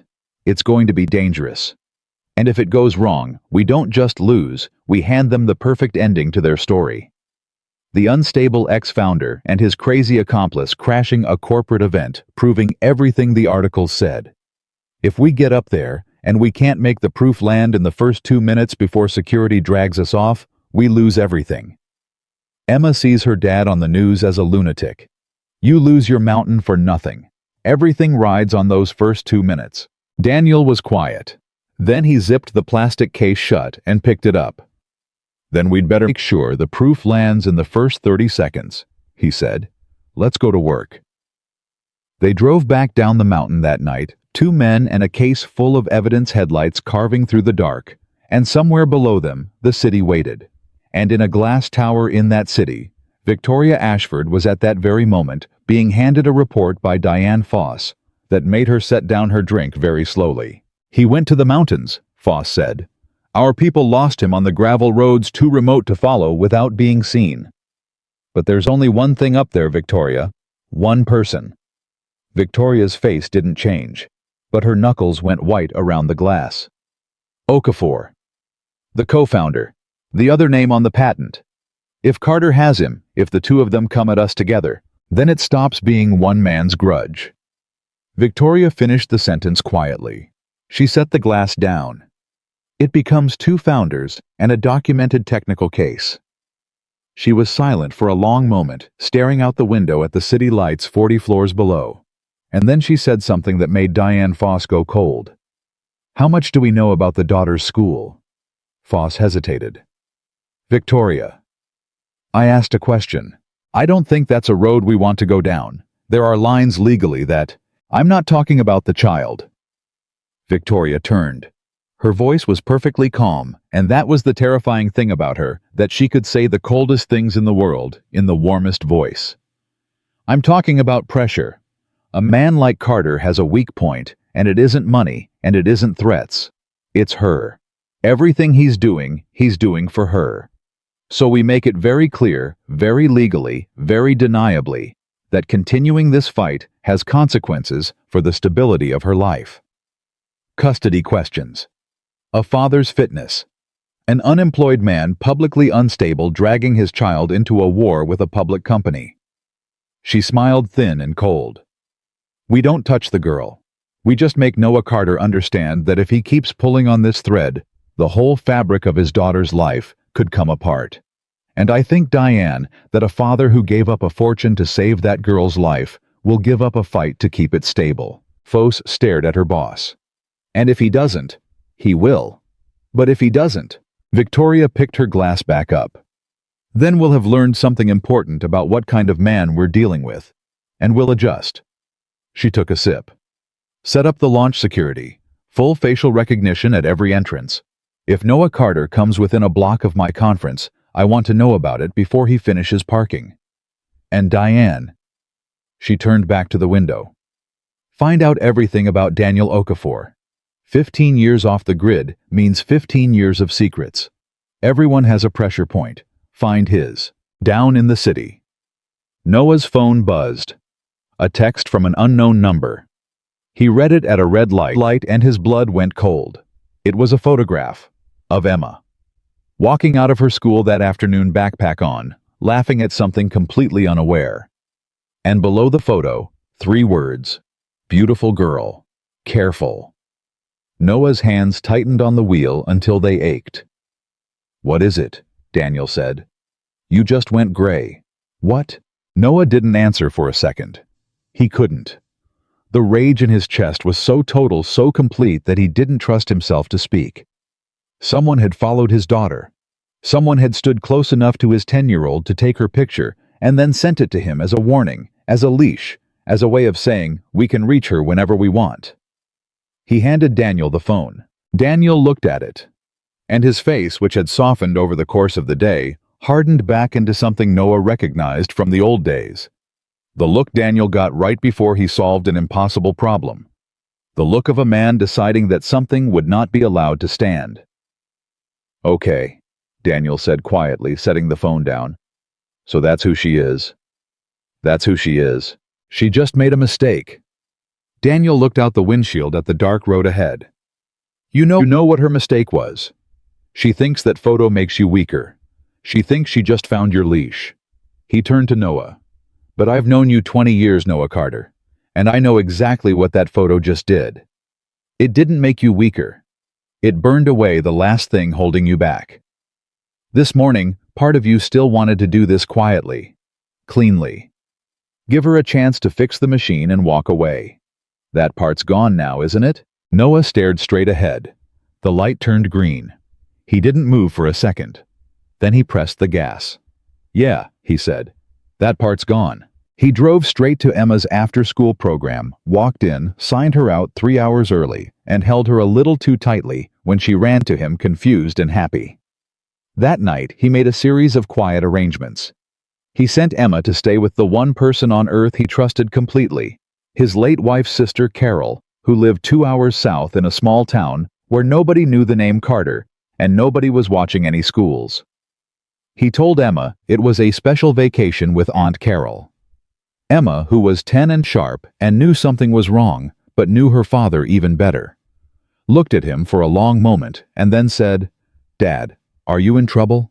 And Noah, who never lied to her about the big things, knelt down and said, "I'm in a fight, sweetheart, with someone who has a lot of money and thinks that makes her more important than everybody else. Remember what we talked about Marcus and the man whose name is on the hospital?" "You're being Marcus," Emma said slowly. "I'm being Marcus, and Marcus is going to win. But while I'm fighting, I need you to be safe with Aunt Carol, and I need you to not look at the internet, and I need you to trust me. Can you do that?" Emma threw her arms around his neck. "You're going to win because you're right," she said into his shoulder, with the total unshakable certainty of a child who has never once had a reason to doubt her father. "And because you're the best dad in the whole world." Noah held her and closed his eyes and did not cry, though it cost him everything he had. With Emma safe, something changed in him. The fear that had been riding him since the men came to his door, the fear of what they might do to her, had a way out now, a place to put it, and without it, he was faster and clearer and more relentless than he'd been in 15 years. The next 3 weeks became a blur of work. Noah and Daniel set up in a cheap rented apartment across town, blinds drawn, working 18-hour days. They built the case piece by piece. Daniel's 40 stress tests, Noah's patent and original design documents, the modified specs. Priya taking enormous risks. Fed them internal communications, not stolen exactly, but forwarded from a righteous distance that showed the concurrency cap had been removed knowingly over the documented objections of at least 2 engineers on a direct timeline pressure from the executive suite. There was even an email buried deep from a mid-level engineer that said in words that would look devastating on a giant screen at a conference, "I wanted on record that I flagged this and was overruled. When it fails, and it will fail, I don't want my name on the decision." That engineer, it turned out, had a name, and that name was one Priya knew, and Priya, God bless her, reached out to that engineer quietly, one honest person to another, and asked a single question. "If 2 founders stood up with proof, would you stand up too?" The answer came back 3 days later. One word: yes. Noah read that text and put his head down on the table and felt for the first time that they might actually win. Because that was the thing Victoria Ashford didn't understand, the thing people like her never understood. She thought she'd built a wall around Noah. She thought she'd isolated him, made him a lone, crazy man with a grudge. But every honest person she'd bullied, every engineer she'd overruled, every whistleblower she'd walked out of the building, she'd made an enemy. She'd been so busy silencing people one at a time that she never noticed they were all quietly finding each other. And now they were standing behind Noah Carter, one by one in the dark where she couldn't see them. She thought he was alone. He had never been less alone in his life. 2 weeks out from the Priya delivered the credentials. 2 press badges, real in the names of a small trade publication that had gone out of business, but whose registration was still valid in the conference system.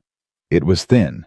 It might not hold up to close scrutiny, but it might get them in the door. 10 days out.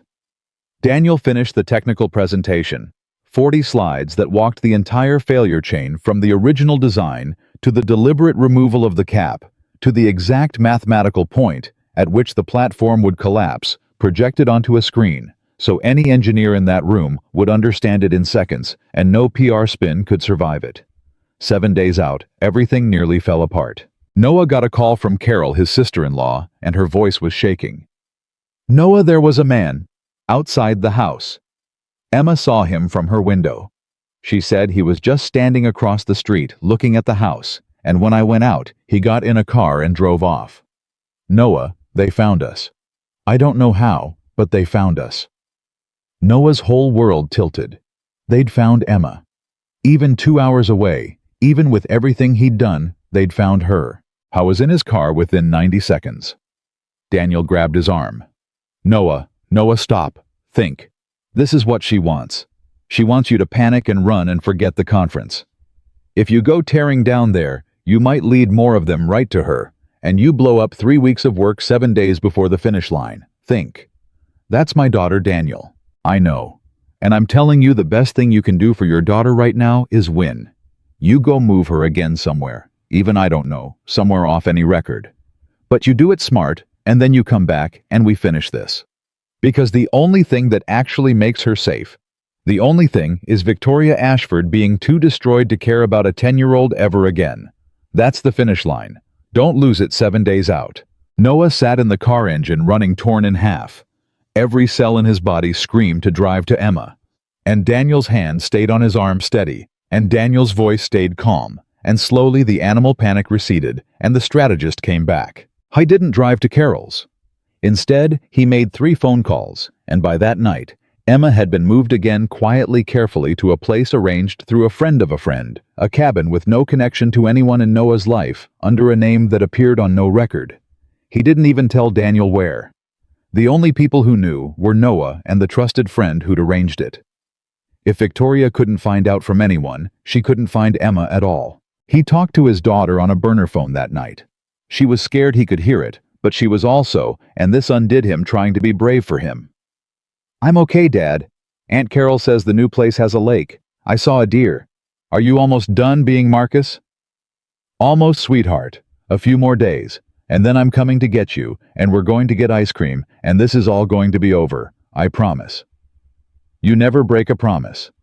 "I never break a promise." He hung up, and he looked at Daniel across the little apartment, full of the evidence that was going to end Victoria Ashford, and he said in a voice that had gone very quiet and very cold, 7 days. Let's make sure that when we stand up on that stage, we don't just beat her. We make sure she can never touch my daughter again." Daniel nodded slowly. "There's something you should know. I've been digging into her the way she's been digging into us. And I found something. About the platform. About why she can't delay the launch even though she knows it's broken." He turned his laptop around. "Noah, she's not just launching a product. She bet the whole company on it. She took on massive debt, leveraged everything, promised the board and the investors a launch date she cannot move without triggering a default. If that launch slips even a quarter, the financing collapses and Ashford Technologies goes into a death spiral. That's why she can't fix the machine. That's why she's throwing everything at silencing us instead of just delaying and doing it right. She literally can't afford to be right. She's trapped. She has to launch a machine she knows will fail, because the only thing worse than it failing later is it not launching now." Noah stared at the screen. And for the first time, he understood the full shape of the thing. Victoria Ashford wasn't a villain twirling a mustache. She was a woman who'd gambled everything, gotten trapped, and was now willing to hurt anyone. An engineer, a whistleblower, a waiter, a 10-year-old girl, rather than admit she'd lost. "She's cornered," Noah said softly. "Completely. A cornered animal is the most dangerous kind there is." "Yeah," Daniel said. "So whatever she's done to us so far, the videos, the lawyers, the men at your door, the photo of Emma. Understand that none of that was her at full strength. That was her being careful. We've got 6 days left, And the closer we get to that stage, the more desperate she gets, and the less careful she's going to be. He closed the laptop. It's going to get worse before it's over, Noah. A lot worse. She's got 1 week left to stop us by any means necessary, and everything she owns is riding on it. Noah looked at the wall where they'd pinned the whole case, the patent, the tests, the emails, the specs, the entire architecture of the truth. And in the center of it, he'd pinned one more thing. A photo of Emma laughing from before any of this started. Let her come, he said. Let her spend everything she's got. Because in 6 days, she's going to stand on a stage in front of the whole world and tell them her machine works.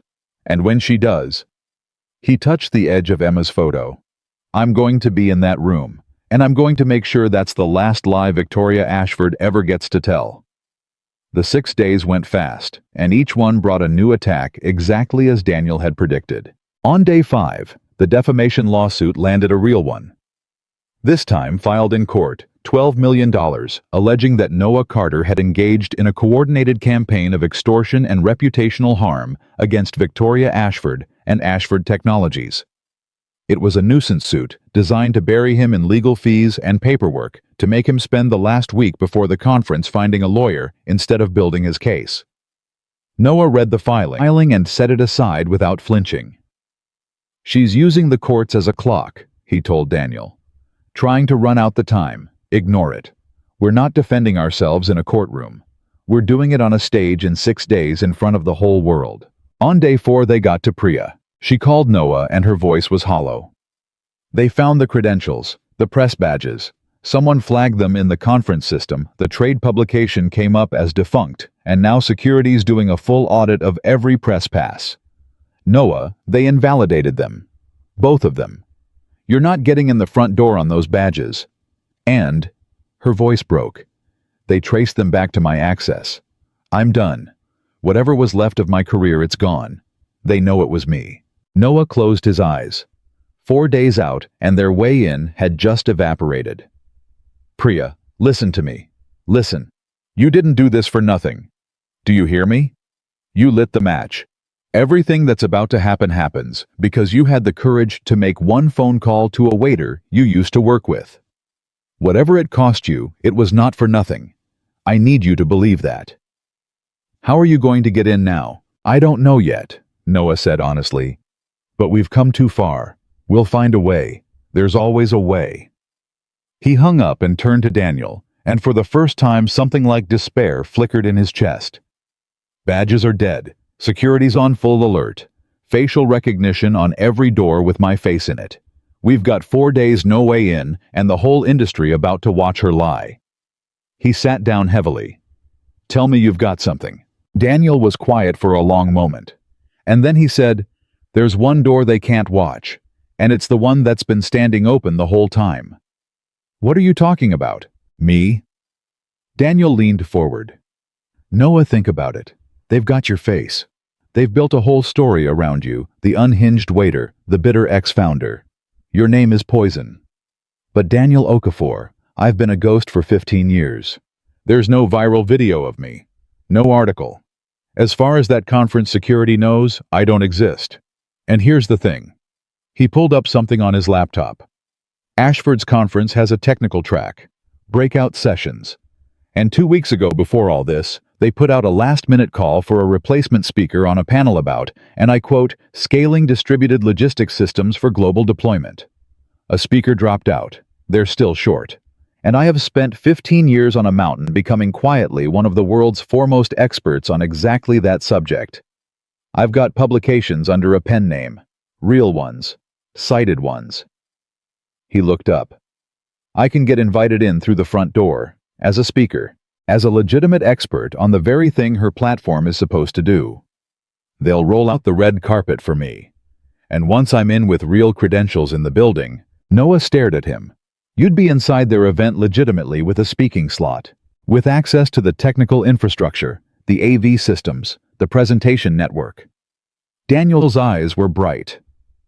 Noah, if I'm a scheduled speaker, I have a reason to be backstage. A reason to touch the systems.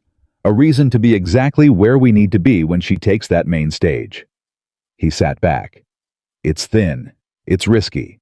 If anyone connects Daniel Okafor to Noah Carter, it's over. But they're not looking for me. They're looking for you. And nobody looks for a ghost. Noah felt the despair burn off, replaced by that cold, clean clarity. Then we split the plan. You go in the front, legitimate as a speaker. You get access to the systems and the stage. I find another way in through you once you're inside. And when she stands up to tell the world the machine works. We put the truth on every screen in that building at the same time, Daniel finished. Before security can move, before she can cut the feed. All 40 slides, the whole failure chain on the main screen in front of every investor and every reporter in the room. He smiled grimly. She can throw a waiter out of her conference. Let's see her explain why she's throwing out a distinguished technical speaker and the truth at the same time. They spent the next 3 days rebuilding the entire plan around Daniel's access. Daniel submitted his credentials under his pen name, and within a day got an enthusiastic acceptance. The conference was thrilled to have such a respected voice fill the empty slot. Nobody made the connection. Why would they? The pen name had 15 years of clean history and no link to a man who'd vanished off the grid. On day 2, Victoria made her final, most vicious move. It came as a certified letter, hand-delivered to the rented apartment, which meant they'd found where Noah was staying, which meant nothing was safe. Noah opened it with Daniel watching. It was from a family law attorney.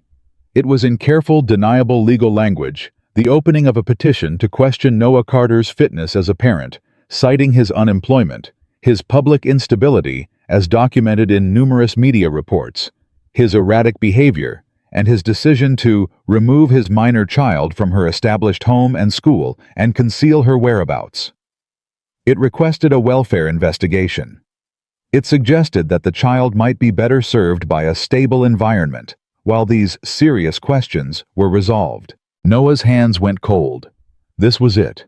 This was the thing Victoria had understood from the very beginning, the one weapon that could actually reach him.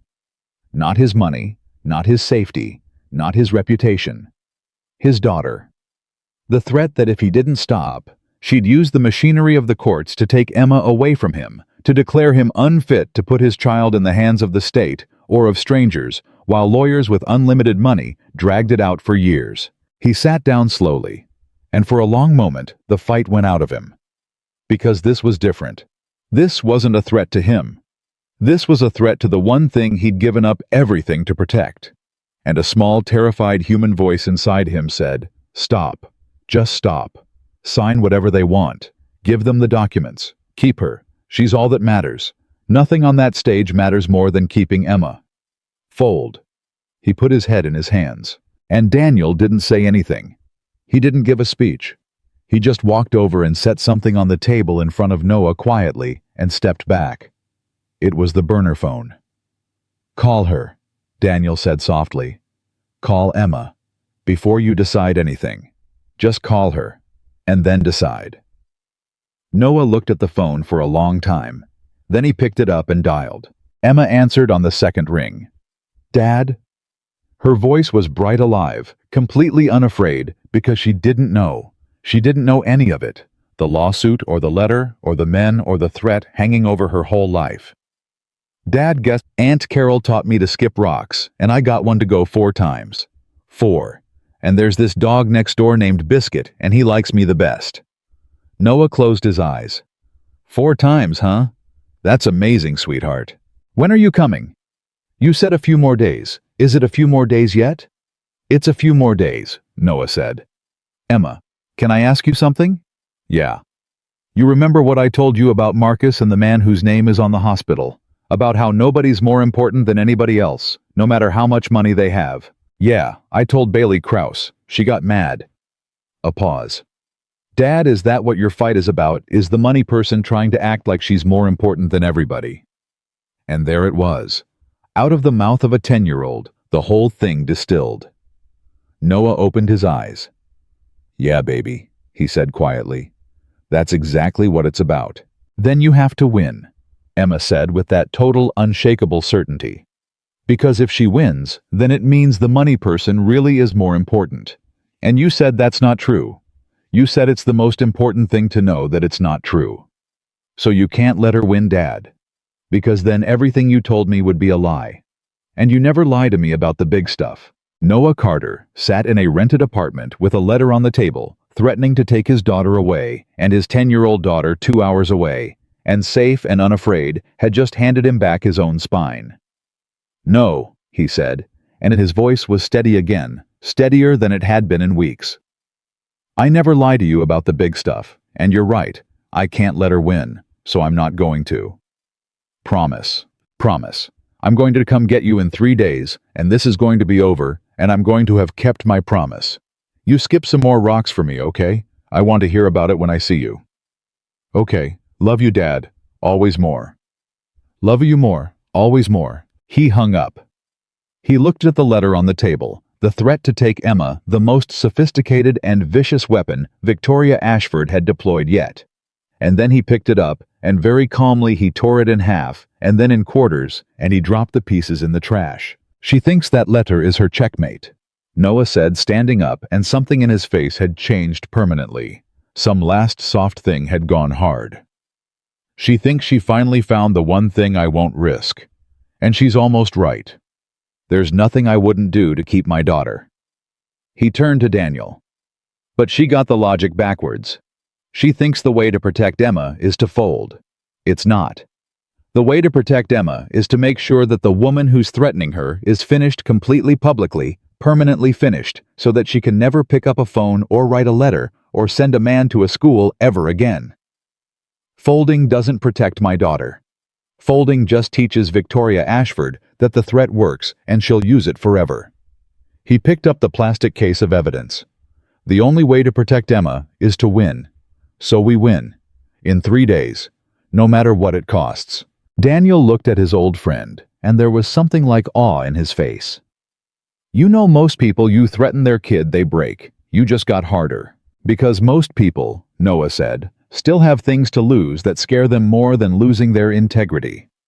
I lost the thing I was scared of a long time ago in a hospital room holding Sarah's hand.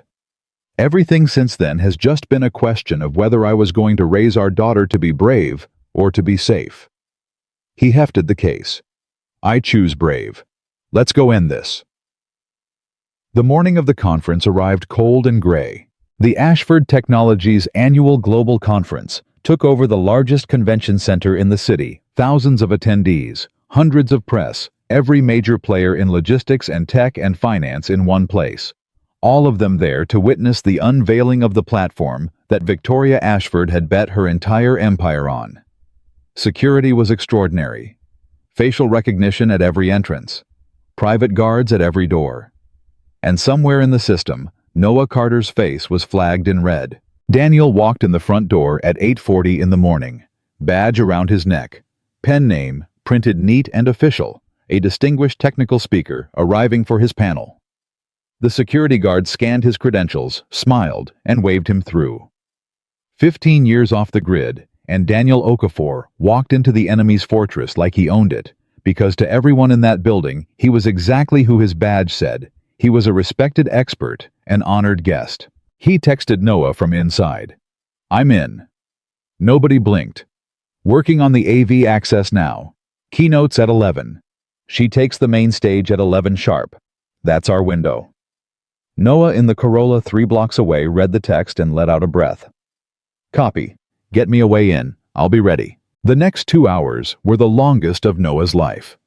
He sat in the car, and he waited, and he watched the clock, and he thought about Emma skipping rocks by a lake 2 hours away, safe waiting for a father who'd promised to come get her when it was over. At 9:50, Daniel texted, "AV booth is a problem. 2 techs always staffed. Can't hijack the main screen from here without them seeing. Need another angle." At 10:15, working it. "There's a service entrance east side loading dock, propped open for catering. No camera on it that I can see. If you can get to it, I can meet you inside and get you a staff jacket. It's thin, but it's what we've got." At 10:30, Noah was moving. The east loading dock was exactly where Daniel said. Catering crews moved in and out, hauling carts and in the chaos of a major event's lunch prep. One more man in motion drew no attention. Noah slipped in behind a cart, and Daniel was there in the shadows past the kitchen, and he pressed a staff jacket and a lanyard into Noah's hands. "Put these on. Head down. We've got 25 minutes." They moved through the back corridors of the convention center. Two men who'd built an empire together 15 years ago, now sneaking through service hallways to tear one down. "The plan's changed," Daniel said fast quiet as they walked. "I can't get the main screen from the booth, but there's a better way." She's doing a live technical demo during the keynote showing the platform running in real time on the big screen, proving how robust it is. It's the centerpiece. And to run that demo, they've got a direct feed from a staging server to the main display. He stopped at a door marked Staging Authorized Personnel. "If I can get onto that staging server, I don't hijack the screen. I let her put our proof up, during her own demo, in front of everyone." Noah stared at him. "You can do that. I built the architecture this whole thing is descended from. I know how these feeds work better than the kids they hired to run it." Daniel's hands were already moving. "But I need time, and I need you to do the thing only you can do. Because putting the technical proof on screen isn't enough, Noah. Engineers will understand it, but half that room is investors and press who'll just see confusing slides. Somebody has to stand up in front of all of them and say it. Say it plain. Say it human. Somebody has to be the face and the voice of the truth while I make the screen show it." He looked up. "That's you. That's always been you. I make the machine tell the truth. You make the people believe it." At 10:55, they were in position. Daniel was jacked into the staging server in a back room, the whole case of evidence loaded and ready. 40 slides queued waiting for the moment. And Noah stood at a side entrance to the main hall, staff jacket on, heart slamming, watching through a gap in the curtains as 3,000 people filled the enormous auditorium and the lights began to dim, and a voice announced the founder and CEO of Ashford Technologies. And Victoria Ashford walked out onto the stage. She was magnificent. There was no other word. She commanded that stage the way she commanded every room in a perfect suit under perfect light, and 3,000 people applauded, and she smiled the smile that had graced 3 magazine covers, and she began to speak about the future, about connection, about a platform that would move the world's goods more efficiently than anything in human history, about trust. She used that word, trust. She said the whole world was about to put its trust in Ashford Technologies, and she said it like she believed it, and maybe Noah thought watching her maybe she'd told the lie so many times she did. At 11:08, she gestured to the enormous screen behind her. "And now," she said, "let me show you, not tell you, show you. A live demonstration of the platform running right now, handling a simulated global load." The screen lit up. The demo began.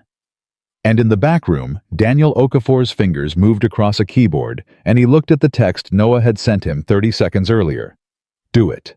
Now." And he took a breath, and he prepared to make Victoria Ashford's own machine tell the truth in front of the entire world. And in that exact moment, the door to Daniel's back room opened. A security guard stood in the doorway. Behind him, Diane Foss. And behind her, walking slowly, her heels clicking on the concrete floor, her face utterly calm, was Victoria Ashford's chief of security, and in her hand was a tablet, and on that tablet was a photograph of a man from 15 years ago, younger but unmistakable. "Mr. Okafor," Diane Foss said quietly, "we've been expecting you. Did you really think we wouldn't recognize the one man alive who could actually do this?" She smiled. "Step away from the server. It's over." And on the main stage, 3,000 people watched Victoria Ashford's demo run flawlessly and applauded, while backstage the truth sat trapped. One keystroke away from freedom, and the hands that could set it free were being pulled away from the keys. Daniel didn't step away from the server. He turned his head slowly and looked at Diane Foss, and then he did something that made the security chief hesitate. He smiled. "Expecting me," Daniel said. "That's funny. Because if you were really expecting me, you'd have caught me an hour ago when I walked in the front door with a badge. You didn't figure it out until just now, did you? Somebody ran my speaker photo through the system a little too late." He kept his hands on the keyboard. So here's the thing you need to understand, Ms. Foss. You're about 10 seconds too slow. Step away from the server, the security chief said, moving forward. I already sent it, Daniel said. Everyone froze. It was a bluff. He hadn't sent it. He'd been about to his finger a keystroke away when the door opened. But Diane Foss didn't know that, and the security chief didn't know that. And in the half-second of doubt that crossed their faces, Daniel Okafor brought his finger down on the key. And in the main hall on the enormous screen behind Victoria Ashford, in the middle of her flawless live demonstration, the image stuttered and changed. For 1 second, the demo froze. And then across the screen in letters 6 feet high in front of 3,000 executives and investors and reporters, a single line appeared. This platform will fail. Here's the proof. Victoria Ashford stopped mid-sentence.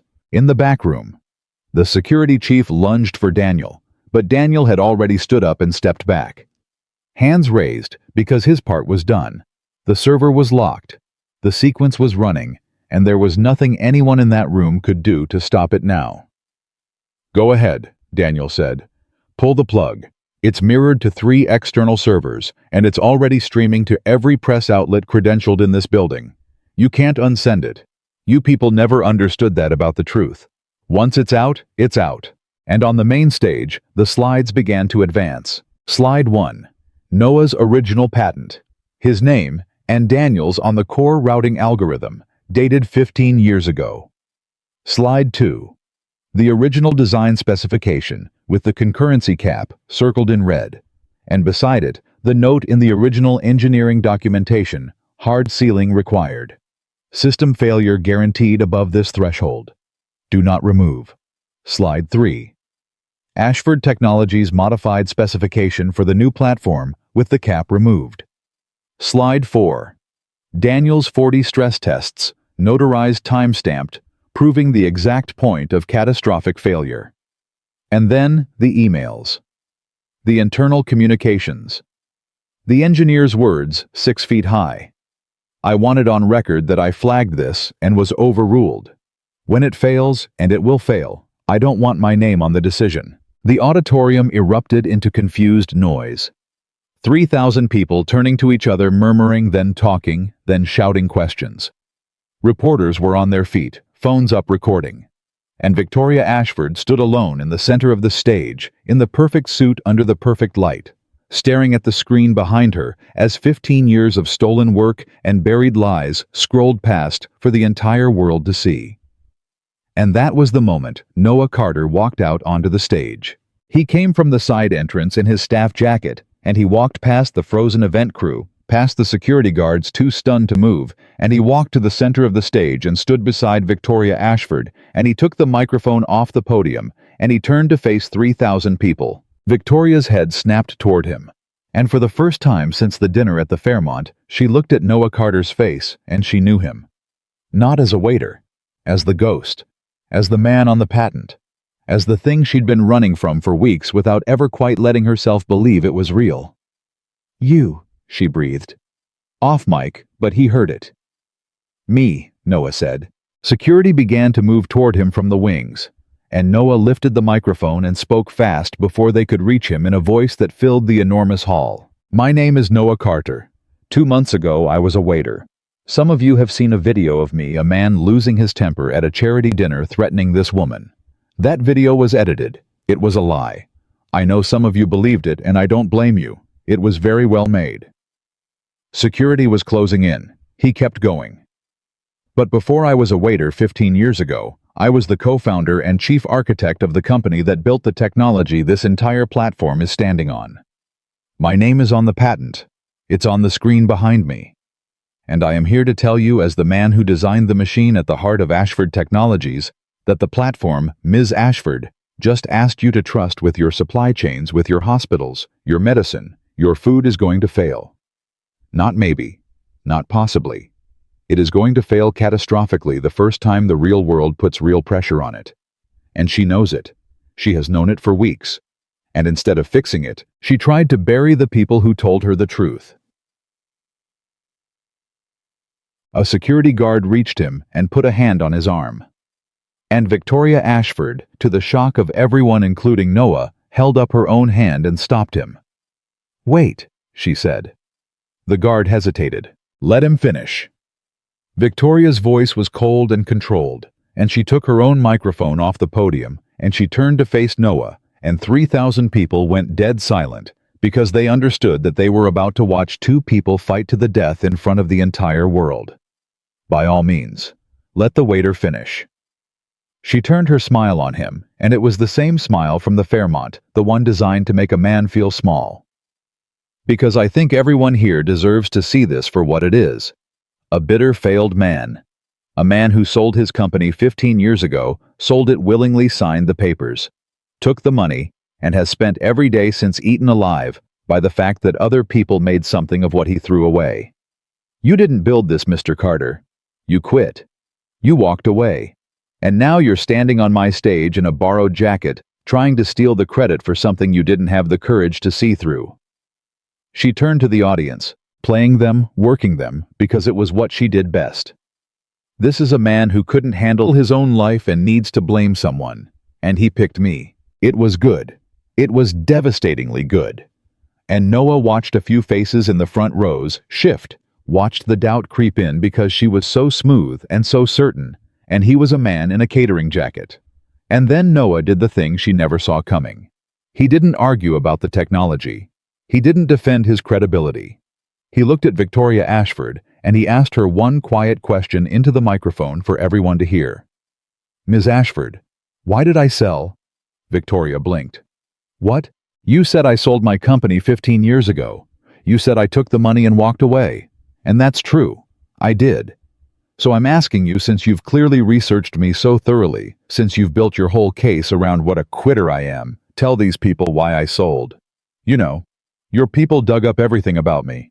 So tell them, why did a 26-year-old man sell his life's work for a fraction of what it was worth?" Victoria's mouth opened, and nothing came out, because she did know.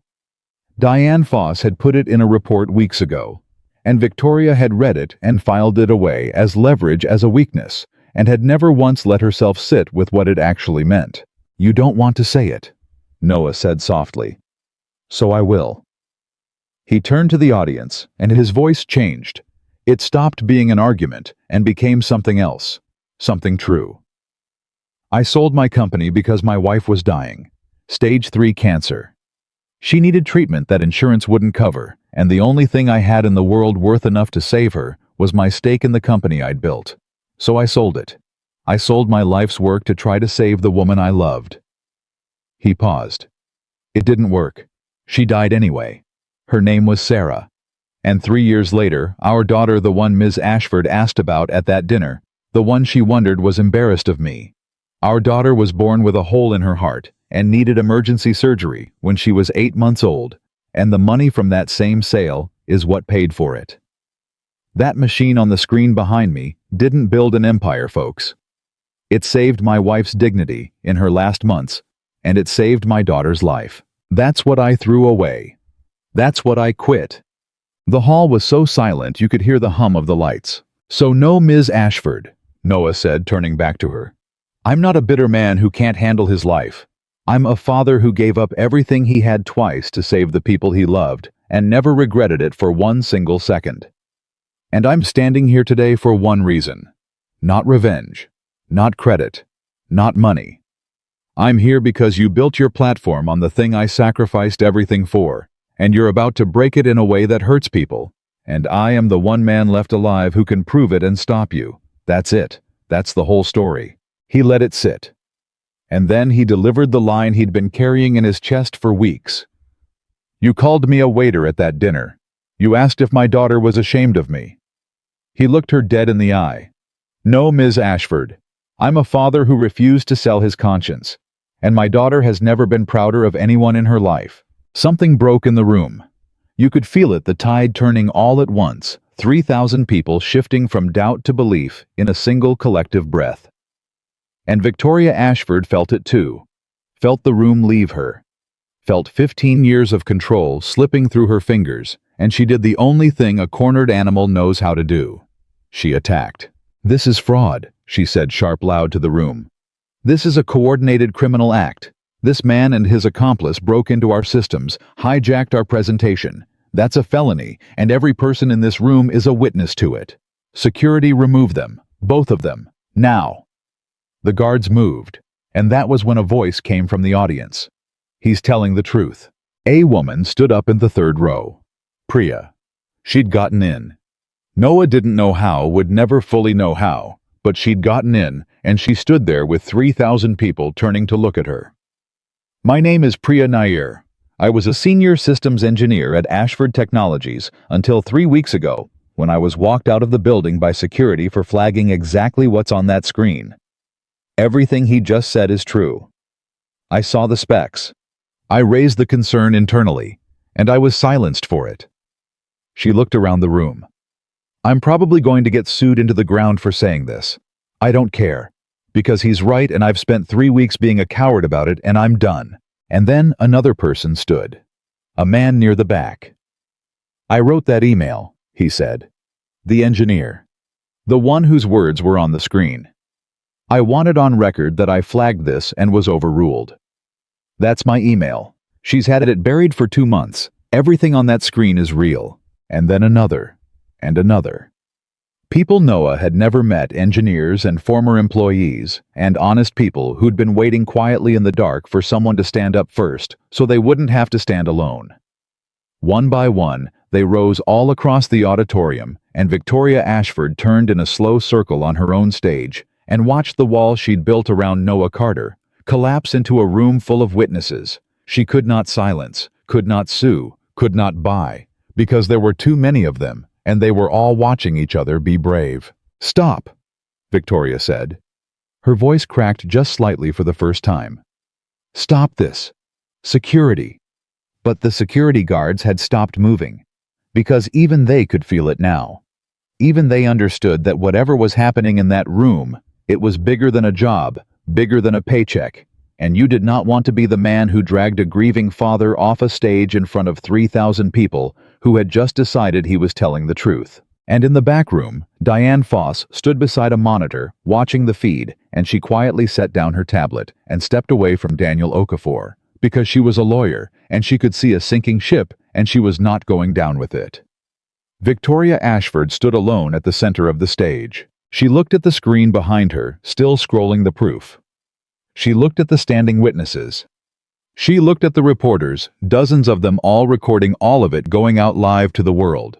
And she looked finally at Noah Carter, the waiter, the ghost, the father, the man she'd asked to smile and pour more wine, and for the first time in her adult life, Victoria Ashford opened her mouth to speak and found that she had nothing to say. For decades, she'd had an answer for everything, a play for every situation, a way to spin, deflect, dominate, win.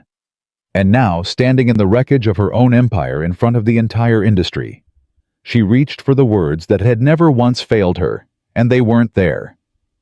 There was only silence. Her silence. The silence of a woman who had finally completely run out of lies. She lowered her microphone, and in the enormous echoing quiet of that hall, Victoria Ashford, one of the most powerful people in America, said nothing at all. Noah looked at her for a long moment, and then quietly, off the strength of everything he'd carried, and everything he'd lost, and everything he'd protected, he said the only thing left to say. "You could mock me that night, Ms. Ashford, and you did."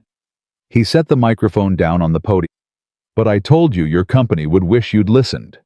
And he walked off the stage. The fallout came fast, the way it always does once a dam breaks. By that evening, the footage was everywhere. Victoria Ashford, standing silent on her own stage as the truth scrolled behind her, had become the most watched clip in the country. By the next morning, Ashford Technologies Board had convened an emergency session, and the launch was frozen, and independent engineers were brought in to verify Daniel's stress tests, and they did every single one of them exactly as he'd said. The platform was pulled. The migration was halted. And the disaster that would have taken down hospitals and pharmacies and food distribution networks across the country. The disaster no one would have connected to Victoria Ashford until it was far too late, simply never happened. It was the strangest kind of heroism, the kind nobody throws a parade for, because you can't celebrate a catastrophe that didn't occur. But Noah knew, Daniel knew, Priya knew, and that was enough. Within a week, Victoria Ashford was removed as CEO. The board facing shareholder lawsuits and a federal inquiry into the buried safety concerns cut her loose with the speed of people trying to survive a fire. The investigation came next into the manipulated media campaign, into the buried engineering reports, into the pressure exerted on witnesses. The defamation suit against Noah evaporated. The family court petition, the vicious letter threatening to take Emma, it vanished quietly, withdrawn because the lawyers who'd filed it understood that it would not survive contact with a courtroom now, and because Victoria Ashford no longer had the power to make anyone do anything. The men who'd followed Emma, who'd photographed her outside her school, who'd stood across the street from Carol's house, they simply stopped. There was no one paying them anymore. There was no empire behind them. The leash Victoria thought she'd found around Noah's neck had never really existed, and now the hand that held it was gone. And Noah Carter drove 2 hours south to a cabin by a lake and knocked on the door, and his daughter came flying out and jumped into his arms. "You won," Emma said into his shoulder. It wasn't a question. She'd known all along. "You kept your promise. You beat the money person." "I kept my promise," Noah said, holding her, breathing her in. "And you know what? You're the one who made me do it. Right at the end, when I wanted to quit, when I almost gave up, you're the one who reminded me who I was. You told me I couldn't let her win, because then everything I taught you would be a lie." He pulled back and looked at her. "You saved me, Emma, not the other way around." "That's what family does," Emma said with the simple certainty of a 10-year-old who'd never known anything else. Noah received a settlement in the end, a substantial one, and lifetime royalties on the technology that had, after everything, finally been legally recognized as his. It was more money than he'd ever imagined having, and everyone assumed he'd go back to corporate America, back to the world of glass towers and board meetings, and the kind of power Victoria Ashford had wielded. Investors called. Recruiters called. Someone even offered him a CEO seat. He turned them all down. Instead, Noah Carter took a piece of that settlement and he opened a small restaurant in Seattle. Nothing fancy. A neighborhood place. Good food, fair prices, the kind of restaurant where the waiters were treated like they mattered because the man who owned it had spent 6 years carrying trays and knew exactly what that felt like. He called it Emma's Table. And on the wall by the door, where every single person who walked in would see it, he hung a simple wooden sign with a single line burned into it. "No one in this room needs permission to be respected." Daniel Okafor came down off his mountain for good. He couldn't fully explain why, except that 15 years of quiet had finally cured him of needing it. And there was something about standing next to Noah on that stage that had woken up the part of him that used to love building things. He became a partner in a new venture, doing the work he was born to do on his own terms, with nothing to prove and no one to answer to. He ate at Emma's table every Sunday. Emma called him Uncle Dan. Priya, who'd stood up in that third row and thrown away what was left of her career to tell the truth, found that the truth had a way of paying its debts. Within a month, 3 companies were competing to hire her because it turned out that in an industry full of people who'd stayed quiet, an engineer who'd stood up in a room of 3,000 and refused to lie was worth more than gold. She took the job she liked best and never looked back, and Victoria Ashford disappeared from public life. Not to prison in the end. The investigations dragged on for years, and the lawyers were expensive, and the outcomes were complicated in the way these things always are for people who once had $11 billion. But her name, which had graced 3 magazine covers, became something else entirely. A cautionary tale. A punchline. The woman who stood silent on her own stage. She was never again introduced in a room as the most powerful person in it. And that, for a woman like Victoria Ashford, was its own kind of prison, a life sentence served in the currency she'd valued above all others, the respect of rooms she was no longer welcome in. Years later, Emma Carter, older now, poised with her father's steady eyes, was working at the restaurant one evening, and a customer, an older man in an expensive coat, watched her move through the room and finally asked, "You're the owner's daughter, aren't you? The one the place is named after."